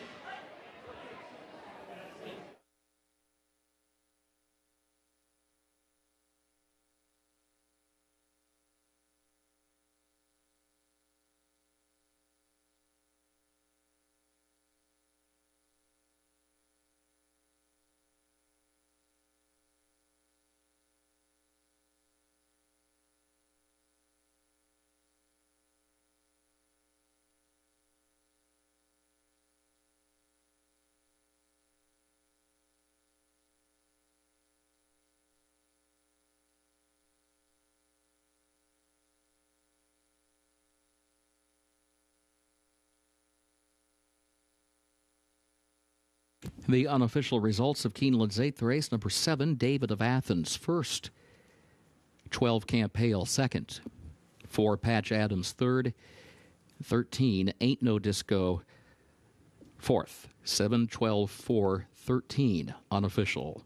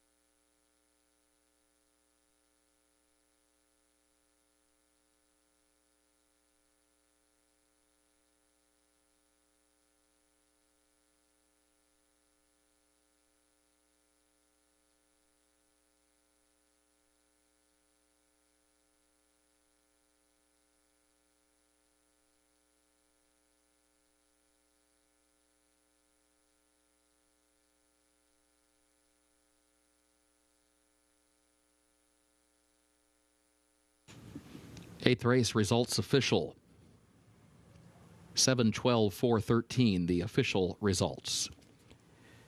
Into the winner's circle for race 8, the Middlebrook Farm. The official winner, number 7, David of Athens, owned by Dawn and Ike Thrash, trained by Brendan Walsh, Tyler Gaffalione, the winning jockey. David of Athens, a 2-year-old son of Nyquist out of Athens, Queen by Majestic Warrior, bred in Kentucky by Athens Woods LLC. Keeneland September graduate gets the 6 furlongs over the fast main track in 1 minute 10.98 seconds. 2 wins today for the trainer-jockey combination. Brendan Walsh, Tyler Gaffalione. 3 wins overall on the card thus far for Tyler Gaffalione.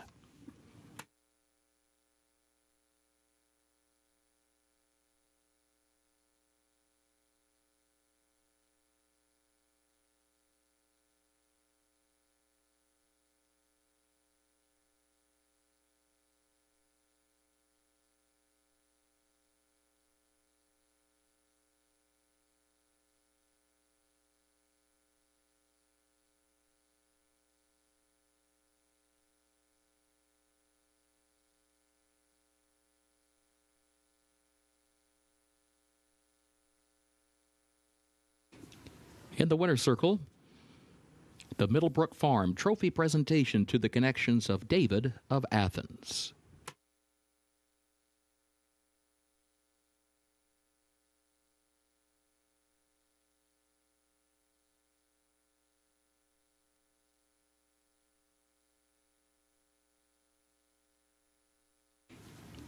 Keeneland's 9th and featured race upcoming, 30th running of the Sycamore Stakes, Grade 3.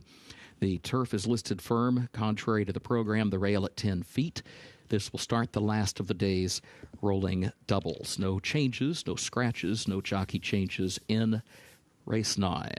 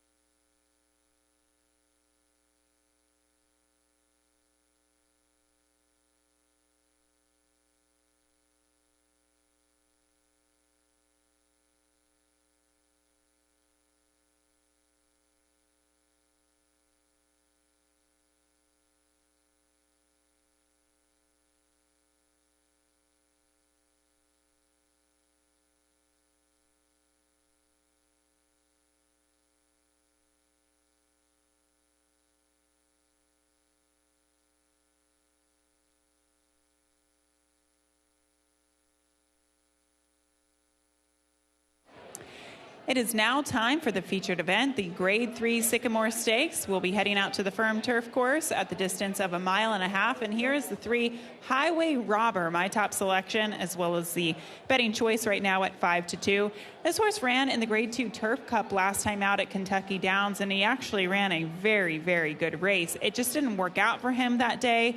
I think he was a little bit too far off the pace. Our Tom Leach had the opportunity to interview Brian Lynch on our Today at Keeneland show this morning, and he kind of thought the same thing, that he was left with a little bit too much work to do, closing from off of the pace. And on top of that, it wasn't the case with every single race at Kentucky Downs, but you definitely wanted to have a forward position, so I think he was kind of up against it from that standpoint as well.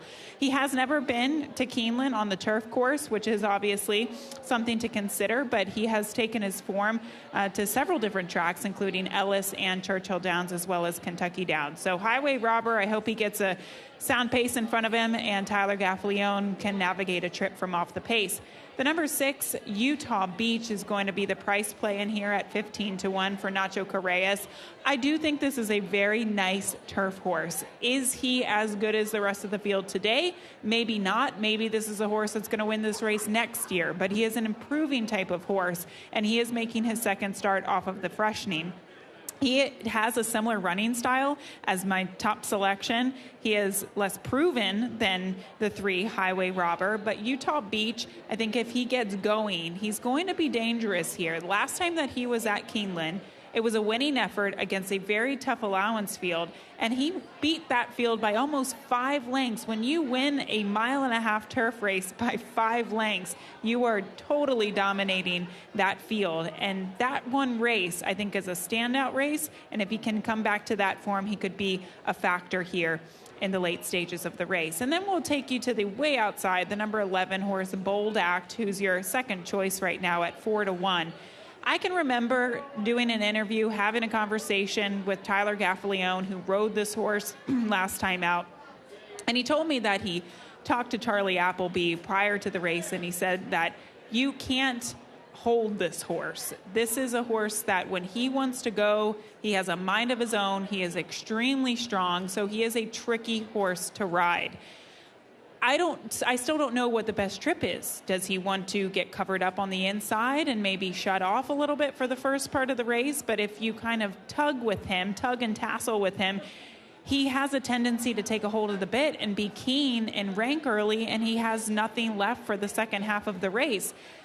On the opposite side of that, if you keep him out in the clear, you're probably not going to win unless you're much the best, because wide trips don't win turf races, especially going 1.5 miles. So Luis Saez has a very tricky situation to navigate in this upcoming race. And I know that he's been a little disappointing in his last couple of races. Not necessarily, last time out, he wasn't the betting favorite, but he has lost at very short prices in Kentucky over the course of the past several months. But he was the winner of the Sycamore last year. It was a very exciting finish, and he figured everything out that day. And maybe coming back to the Keeneland turf course in the Grade 3 Sycamore, he'll figure it out once again here today.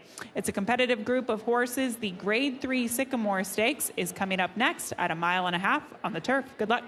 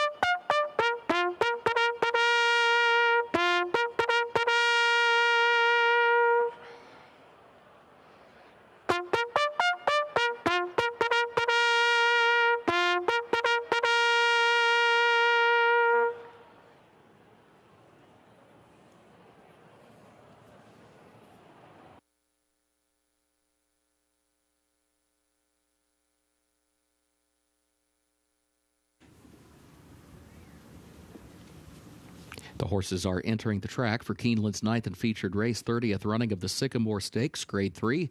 3-year-olds and up, 1.5 miles over the firm turf with the rail at 10 feet. Starts the last of the day's rolling doubles. No changes in race 9, post time in 5 minutes.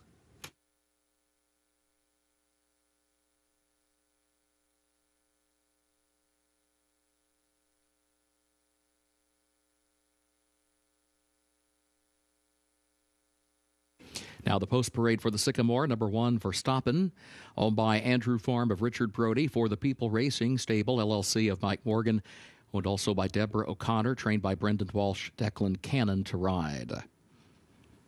2 Cathkin Peak, owned by Flying P Stable of Jason Provenzano, trained by Mike Maker, the jockey Frankie Dettori.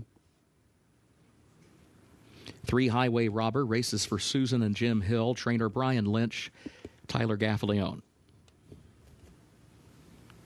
4 Data Man, owned by Wertheimer and Frere of Alon and Gerard Wertheimer, trained by Graham Motion, Jorge Ruiz is up. 5 Always Above, owned by Circle 8 of Troy Levy, trained by Michelle Nihei with Gerardo Corrales to ride. 6 Utah Beach, owned by Jeffrey Amling and Marybell Stable of Charles Noel, trained by Ignacio Correas, Jose Ortiz, the jockey. 7 Tawny Port, owned by the Peachtree Stable of John Fort, trained by Christophe Clement, the jockey Irad Ortiz Jr. 8 Big Blue Line, owned by Gary Barber, owned by Watchtel Stable of Adam Watchtel, Peter Deutsch, and Pantofel Stable LLC of Lynn Schleifer, trained by Will Walden, Luan Machado, the jockey. 9 Segoy, owned by Paradise Farms Corporation of Peter Procha, owned also by David Staudiker, trained by Mike Maker, the jockey Florent Giroux. 10 Ohana Honor, owned by West Point Thoroughbreds of Terry Findlay, Woodford Racing LLC of William S. Ferris Jr., owned also by Edward Hudson Jr. and Lynn Hudson, trained by Shug McGahee, the jockey John Velasquez. And 11 Bold Act, owned by Godolphin LLC of Mohammed Al Maktoum and others, trained by Charlie Appleby, the jockey Luis Saez. Post time, 3 minutes.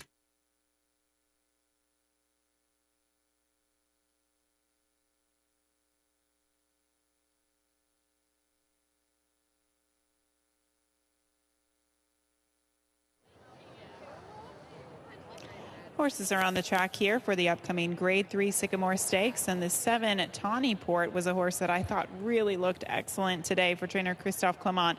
Now, this is a horse who has made $1.3 million in earnings. He is a very quality racehorse, but the last time that he won was quite some time ago. It was actually August of last year when he won the John's Call. Since then, he's been facing Graded Stakes Company, and he hasn't managed to break through with a win, but he has been very close in the past, and just judging by how he has looked today and how he's shipped here to Kentucky, I think he's going to be able to deliver his A game. Is that good enough to win this race? We'll see, but he couldn't look any better today for the Connections. And then the number 10, Ohana Honor. There were a couple of horses in here. They're obviously old, classy horses that know how to win races, but this horse just looked really well turned out. He was conducting himself with a lot of enthusiasm and a lot of class. He also, it's a warm day, and he didn't seem to be getting warm at all. He's getting a little warm up there under Johnny Velazquez and comes in off of a freshening since Saratoga in late July for trainer Shug McGahee, and maybe that freshening has done him well because he does look well here on the track today. Competitive group of horses here coming up next, hoping to pick up another Grade 3 win to their resume. It's the Grade 3 Sycamore Stakes up next.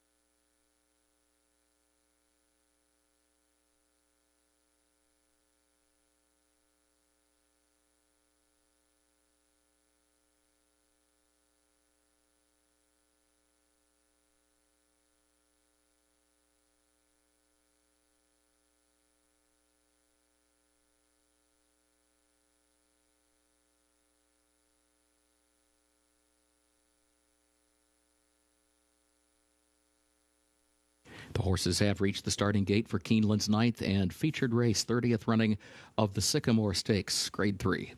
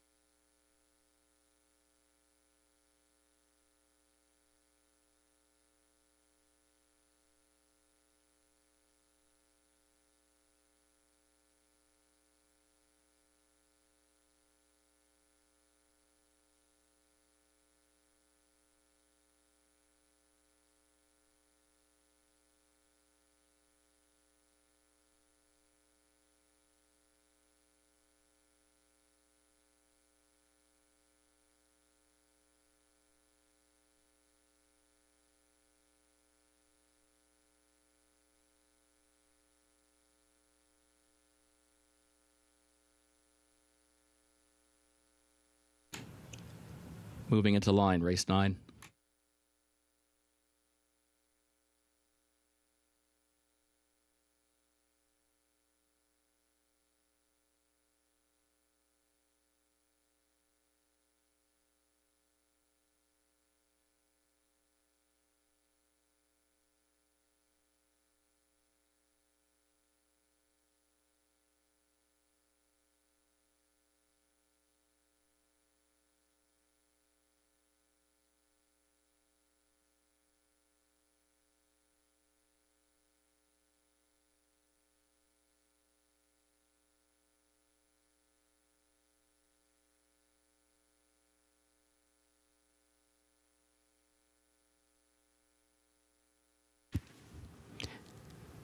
Data Man and Tawny Port move into line.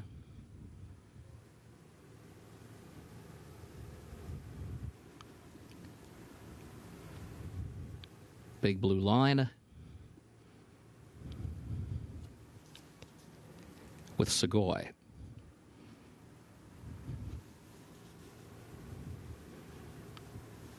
Ohana Honor comes forward along with Always Above.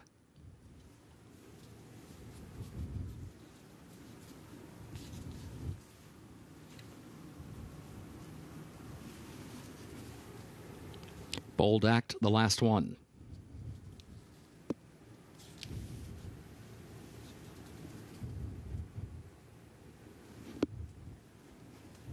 Goes in, they're at the post. They're off in the Sycamore. There goes Verstappen.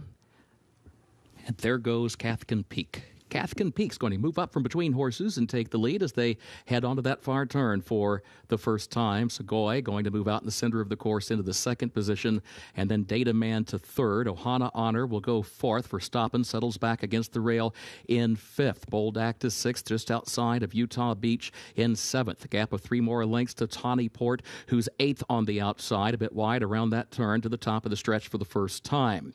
And then Always Above between horses. Highway Robber, unhurried early, is near the back of the pack, running about 9 to 10 lengths off the lead. Then a gap of 3 more back of that one to Big Blue Line, who's last. That opening quarter, 23.16 seconds.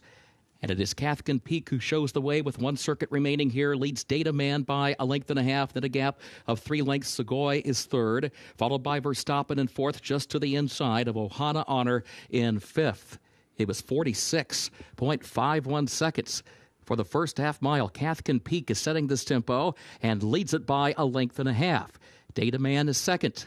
Then a gap of 7 more lengths back to Segoy in third. Verstappen is fourth. Ohana Honor fifth, just outside of Utah Beach in sixth position. Bold Act seventh on the outside. And then a gap of 5 more lengths back to Highway Robber, who is still eighth as they reach the midpoint of the backstretch. Tawny Port ninth, always above 10th, and Big Blue Line is last of the 11, and Cathkin Peak is still the leader. Cathkin Peak is on top a length and a half to Data Man in second.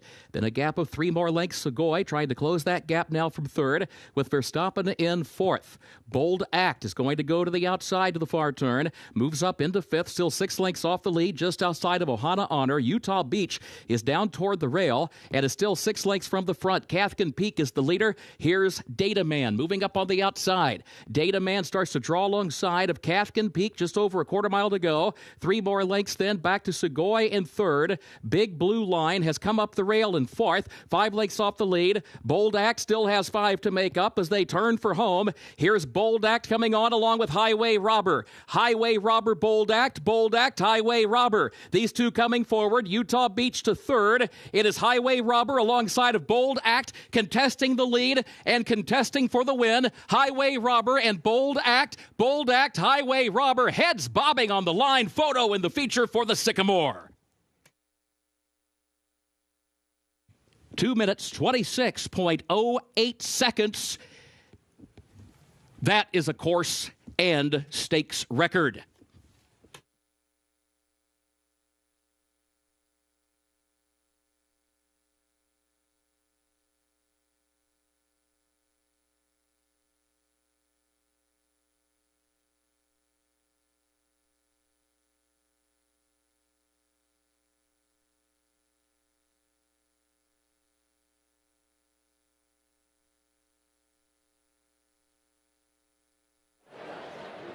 That's a course and stakes record, as you heard from Kurt Becker, and what an exciting effort here. We saw Bold Act, the number 11 horse. He kind of got the jump on the field here, and then the 3, Highway Robber, just to his outside. These 2 horses matching strides coming down the lane, lengths clear from the third place finisher, and it's another exciting stretch run and another photo finish in the end. We'll take a look at this performance here, weaving in and out of traffic. You can see the 11 Bold Act. That's where he makes his move, just in front of Highway Robber. Highway Robber coming with this closing kick, and it's really these 2 horses in the end trying to figure out where that finish line is, and it has been posted. The number 3, Highway Robber, your unofficial winner of race number 9.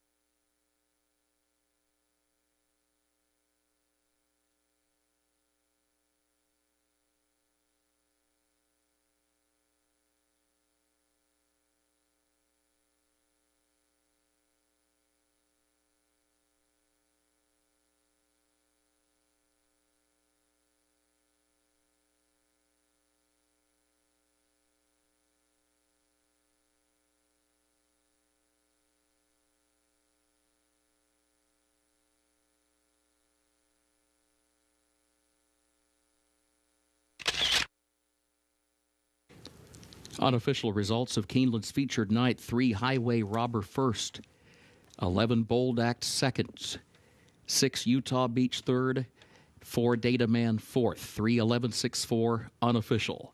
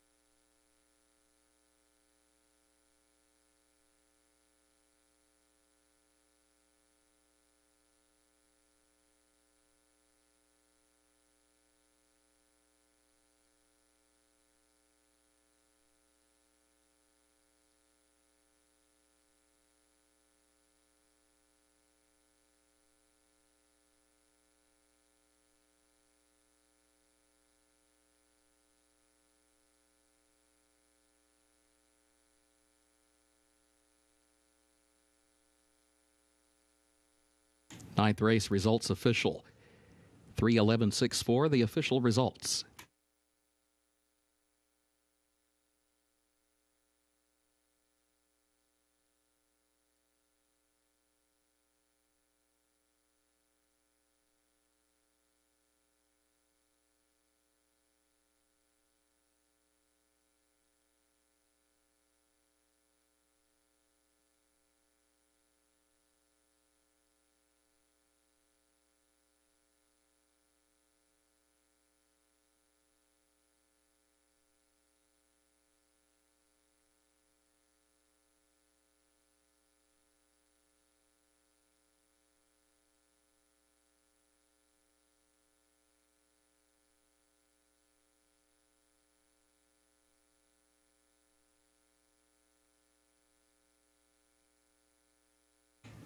Official winner of Keeneland's featured ninth race, 30th running of the Sycamore Grade 3.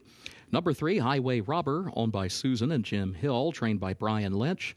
The jockey Tyler Gaffalione for his 4th win on the card. Highway Robber, a 4-year-old gelded son of Hardspun, out of Yaba by Lemon Drop Kid. The winner bred in Kentucky by Fox Point Thoroughbreds, a 1.5 miles over the firm turf, 2 minutes 26.08 seconds, a stakes and course record.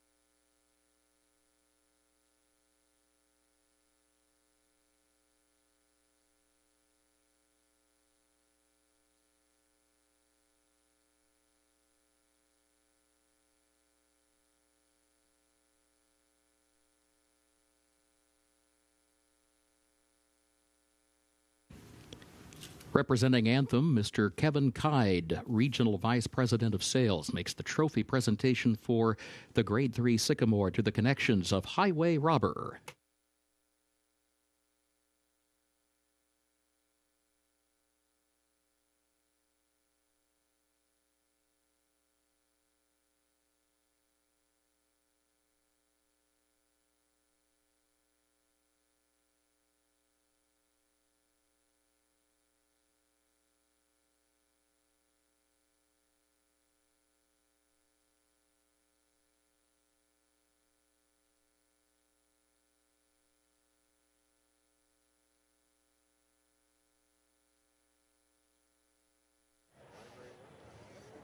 It was a very close finish in the end, but Highway Robber gets the win in the Grade 3 Sycamore. Tyler, congrats on a fantastic day at Keeneland today. But talk us through the stretch run, because the horse on the inside, Bold Act, did fight a little bit when you went to go past him. First off, I'd like to say thank you to Brian and the ownership. I'm so thankful to get this opportunity. He's a very fun horse to ride, but, you know, he's a tremendously talented horse. He does anything you ask him. He's push button. He's got a tremendous turn of foot. Obviously, we had to battle a little bit down the lane, but I never really was worried. Just kind of waiting when he got up to that horse. Did you sense a fast pace in front of you? Did you like what was materializing in terms of the pace in front of you today? Most definitely. You know, on form, it looked like it could set up that way. My horse was in a nice even tempo. I was happy with where I was, so that was my main concern at that point. Congratulations on a good day, and of course, this one, the cherry on top. Thank you so much. Brian, turning over to you. I know this horse had a bit of a trouble trip last time out, was really far off the pace. How could you put this trip into words, though, today with Tyler? It was very much a tactical jockey's race, wasn't it? As you mentioned, the pace was, that turns everything around when you get them going so quick in front like that. But Tyler seemed to ride him so confidently, and he had good tempo going, and we just had to pray that the traffic opened up and he could get through when he got through. And it was such a game effort to head bob the horse, Charlie Appleby's horse out like he did, because they're tough to get by. They really are. New course record and setting here, a very fast pace. What do you think of that? How good is this horse doing right now? Well, he's certainly trying to get better, and he's certainly found his niche in these marathon races. So really look forward to him as a 5-year-old. He's still only a very lightly raced horse, so look forward to, Gulfstream, we've got the Pegasus turf, and hopefully he can continue on that level, and really look forward to him for next year as a 5-year-old. Congratulations. You picked up another good one here. Thanks, Gabby. Highway Robber gets the win in the Grade 3 Sycamore.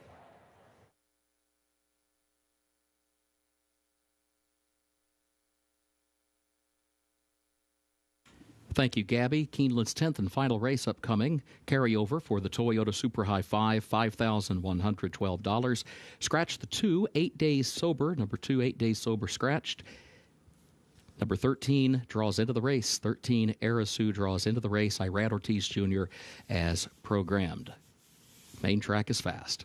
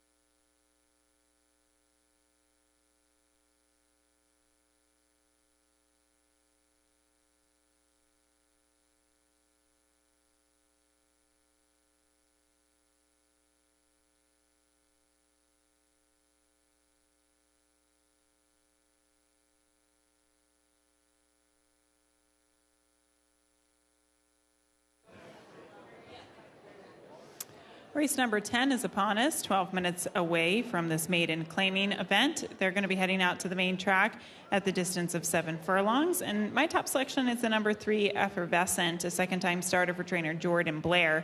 This horse had a troubled trip in her debut. She did not get out of the gate very well, and then she kind of got pinballed between 2 horses and was checked back to last. You definitely don't want to lose that early position in any type of race, but especially a race in which, sprint race, going 6 furlongs, because I did get the feeling that this filly probably would have been forwardly placed or maybe in the first flight of horses if she did have a better gate break. So I'm hoping that with that experience, she still got a lot out of that race, and I think from a fitness standpoint, she'll take a big step forward today, and hopefully she can steer clear from trouble.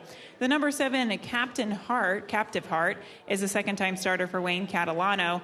And Wayne's horses, they tend to improve with each start. You look at the stats for maiden second-time starters, it's 22-1, but unfortunately, the drop from maiden special weight to maiden claiming company in their second start, it is not a very positive stat. So do with that information what you will, but I did think that this horse was logical just because she was coming out of much tougher company last time out. She's another one, though, that didn't really show much gate speed since then, though. She has worked here at Keeneland, and she did fire a gate drill, which I think is helpful for her to maybe get out of the starting gate a little bit quicker. And also, I think the 7 furlongs should certainly help her if she is a little tardy out of the gate today. The 12 horse, What's Her Number, is the last horse I'll talk about in the paddock. Tyler Gaffalione aboard, looking for 5 wins on today's card. So far, racking up 4 wins. Unbelievable, taking home the Grade 3 Sycamore Stakes as well. He's aboard the 12, What's Her Number? She hasn't been seen since late March, and that was at Oaklawn going against maiden $100,000 foes, but she's one that should be able to run on late. She'll have to work out a trip from this outside post position, and she really just doesn't have a lot of speed. But this dynamic duo has won a lot of races as of late, and I think they could certainly be a factor here as she is 10-1 on the board. The 13, Arasu, does draw into this race as well, and that horse is taking a lot of action here for trainer Chad Brown at 5-2.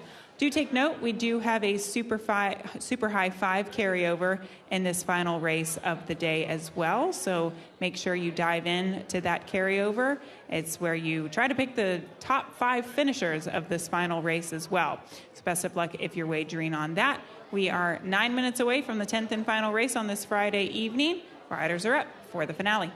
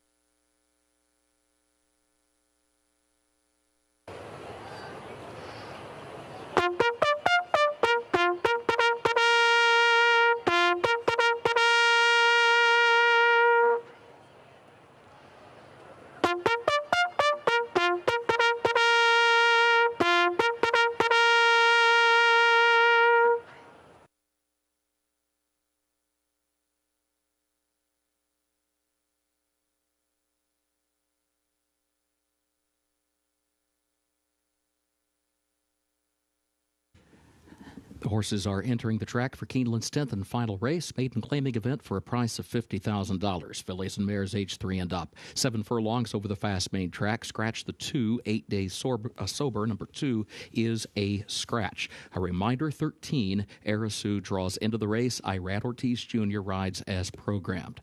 Carryover, $5,112 for that Toyota Super High 5. Post time in 5 minutes.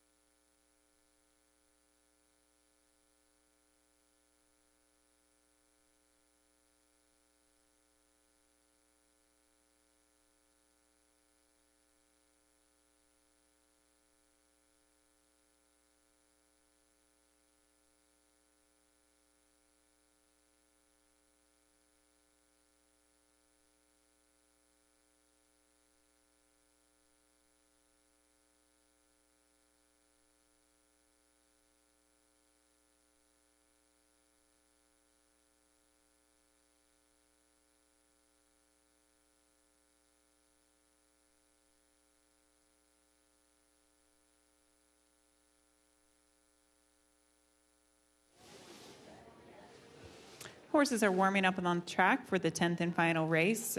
Just a reminder that this race, we do have a Super High 5 carryover, over $5,000 for that Super High 5, if you are keen to wager on that. The number 3, Effervescent, I thought really made a nice appearance here in the paddock just a few moments ago. I mentioned the troubled trip that she had first time out, and after looking at her in the paddock, I'm not dissuaded to pick her here. Now, it did take her a long time to get to the races. She did debut as a 4-year-old filly, but she does look the part here today. So I do go in that direction, but we'll talk about some other horses in here. The number 4, Walk Street. I know we've been bringing this up a lot lately, but I think it's worth noting. Vicky Oliver pulling off a huge upset a couple of days ago with a Bracket Buster. Also had a win on yesterday's card. Both of those horses were ridden by Johnny Velazquez. This horse will be ridden by Gerardo Corrales, but this filly was sharp on the track today. She's only faced maiden special weight company, and in fact, one of her races, she almost won. She lost by 3/4 of a length. That was sprinting on the turf.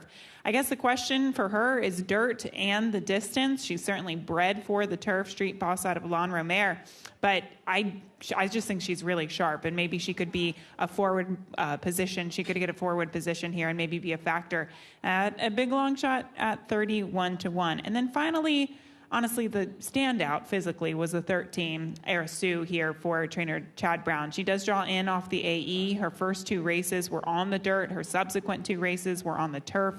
She has not gone this far in her career. So the 7 furlongs is clearly a question, and this outside post position is a question, but I did love the way that she was looking in the paddock just a few moments ago, and it certainly seems like she should be capable on the dirt, and the class relief will be helpful as well. She is 2-1 in this competitive and deep field. And once again, Super High 5 carryover in today's finale. We're 2 minutes away from race number 10.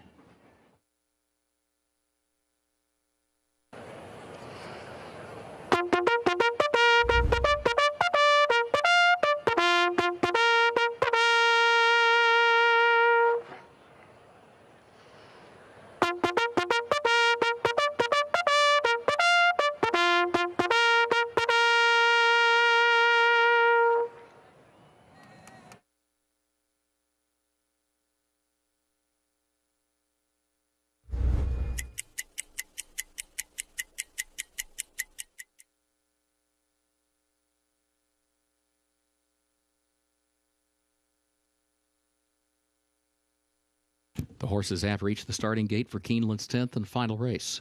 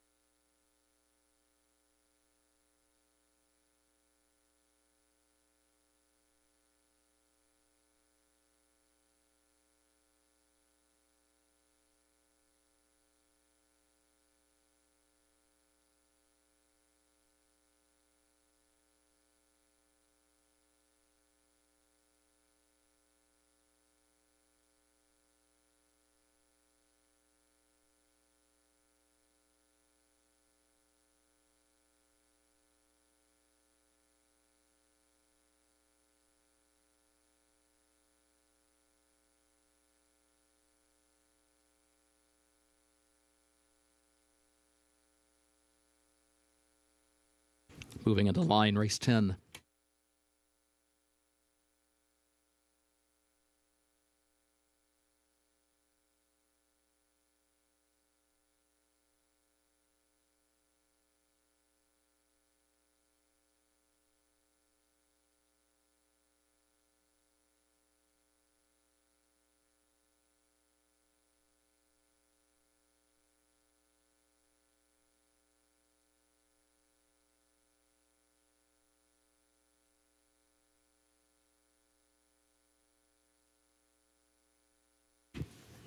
Classic Mystery and Quiet Confidence move into line. Now Bah Humbug comes forward.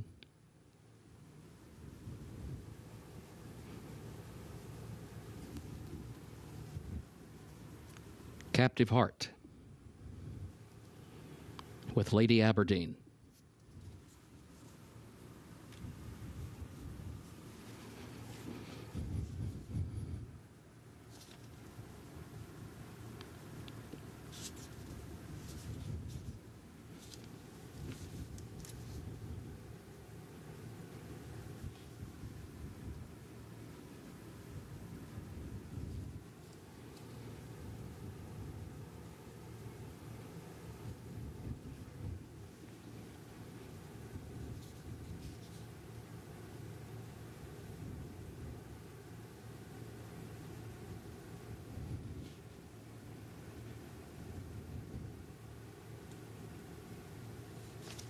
Arisu, the last one, coming forward.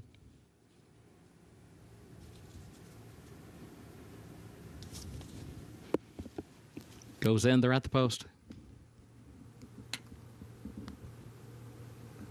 And they're off. There goes Arisu from the outside, along with What's Her Number. These two go right to the front. Bah Humbug to join them third. Walk Street is away running in fourth. Effervescent is fifth. Cruise Missile sixth down toward the inside. And then Quiet Confidence is in seventh position. Classic Mystery up the inside in eighth. Lady Aberdeen is ninth. A break of 5 more lengths to Endless Glow in 10th. Freak City is 11th. And Captive Heart is last of the 12. Bah Humbug leading What's Her Number. They're separated by a half length up front. And then Arisu to the outside is third, 2 lengths off the lead. Opening quarter went in 23 seconds flat. Effervescent is in fourth position, has lost some ground, is now 4 lengths off the lead. Quiet Confidence is fifth to her outside, and then Cruise Missile sixth. Classic Mystery seventh, and Walk Street is eighth as they round the far turn. And here comes Arisu moving up on the outside now. Arisu makes a bid for the top, but Bah Humbug leads it. Quiet Confidence moves into contention. Quarter mile to go. Third, 4 lengths off the lead, goes out toward the center of the track. Endless Glow will be out on the grandstand side. 7 lengths from the lead, though. Arisu, Quiet Confidence coming forward together to challenge Bah Humbug into the final furlong. Quiet Confidence, Arisu, and Bah Humbug toward the inside. These three driving through the final furlong. Endless Glow is in fourth. Bah Humbug is fighting back to the inside. Quiet Confidence is there. Endless Glow is running on late at the wire. Bah Humbug wins it for Luis Saez.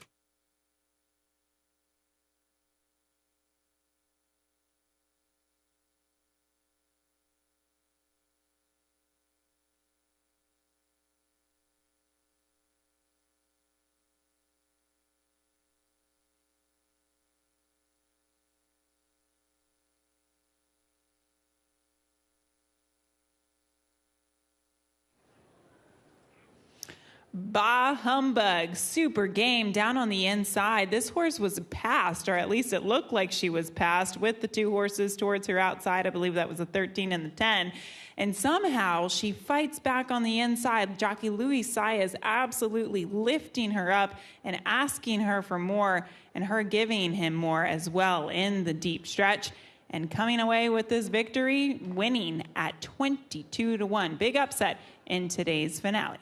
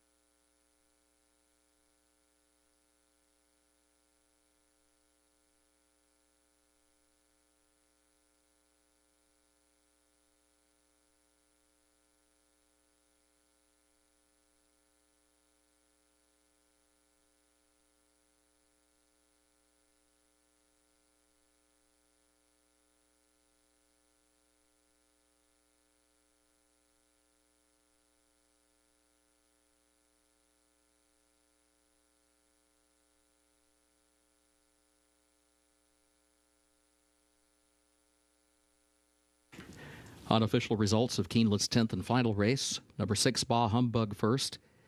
Number 10, Quiet Confidence, second. Number 9, Endless Glow, third. Number 13, Arisu was fourth. Number 1, Cruise Missile, fifth. 6-10, 9-13, 1, unofficial. Into the winner's circle for race 10, the unofficial winner, number 6, Bah Humbug, owned by the Dare to Dream Stable, LLC, of Michael Faber, trained by Chris Davis, Luis Saez, the jockey. Bah Humbug, 3-year-old filly by Twirling Candy out of Apple Snow by Giants Causeway, bred in Kentucky by Jack Swain. 7 furlongs over the fast main track, 1 minute 24.45 seconds.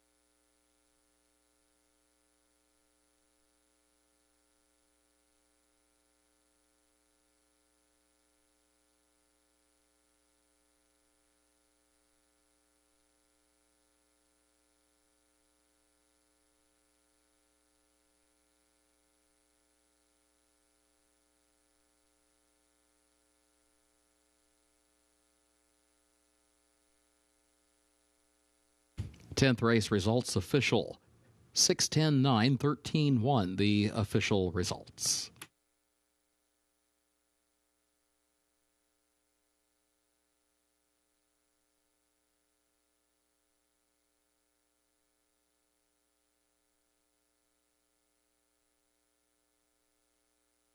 Pick 6 pays on 6 of 6 with a consolation 5 of 6. The late pick 5, 5 of 5 with a consolation 4 of 5. There will be a carryover for the Toyota Super High 5 for tomorrow's card that carry over $19,913 for the Super High Five. Live racing resumes here tomorrow, 1 p.m. Eastern. The second floor grandstand, including the sports bar and the mezzanine bar, remain open for another 30 minutes. You may advance wager any races occurring after that time. For now, on behalf of Keeneland, thank you and good evening.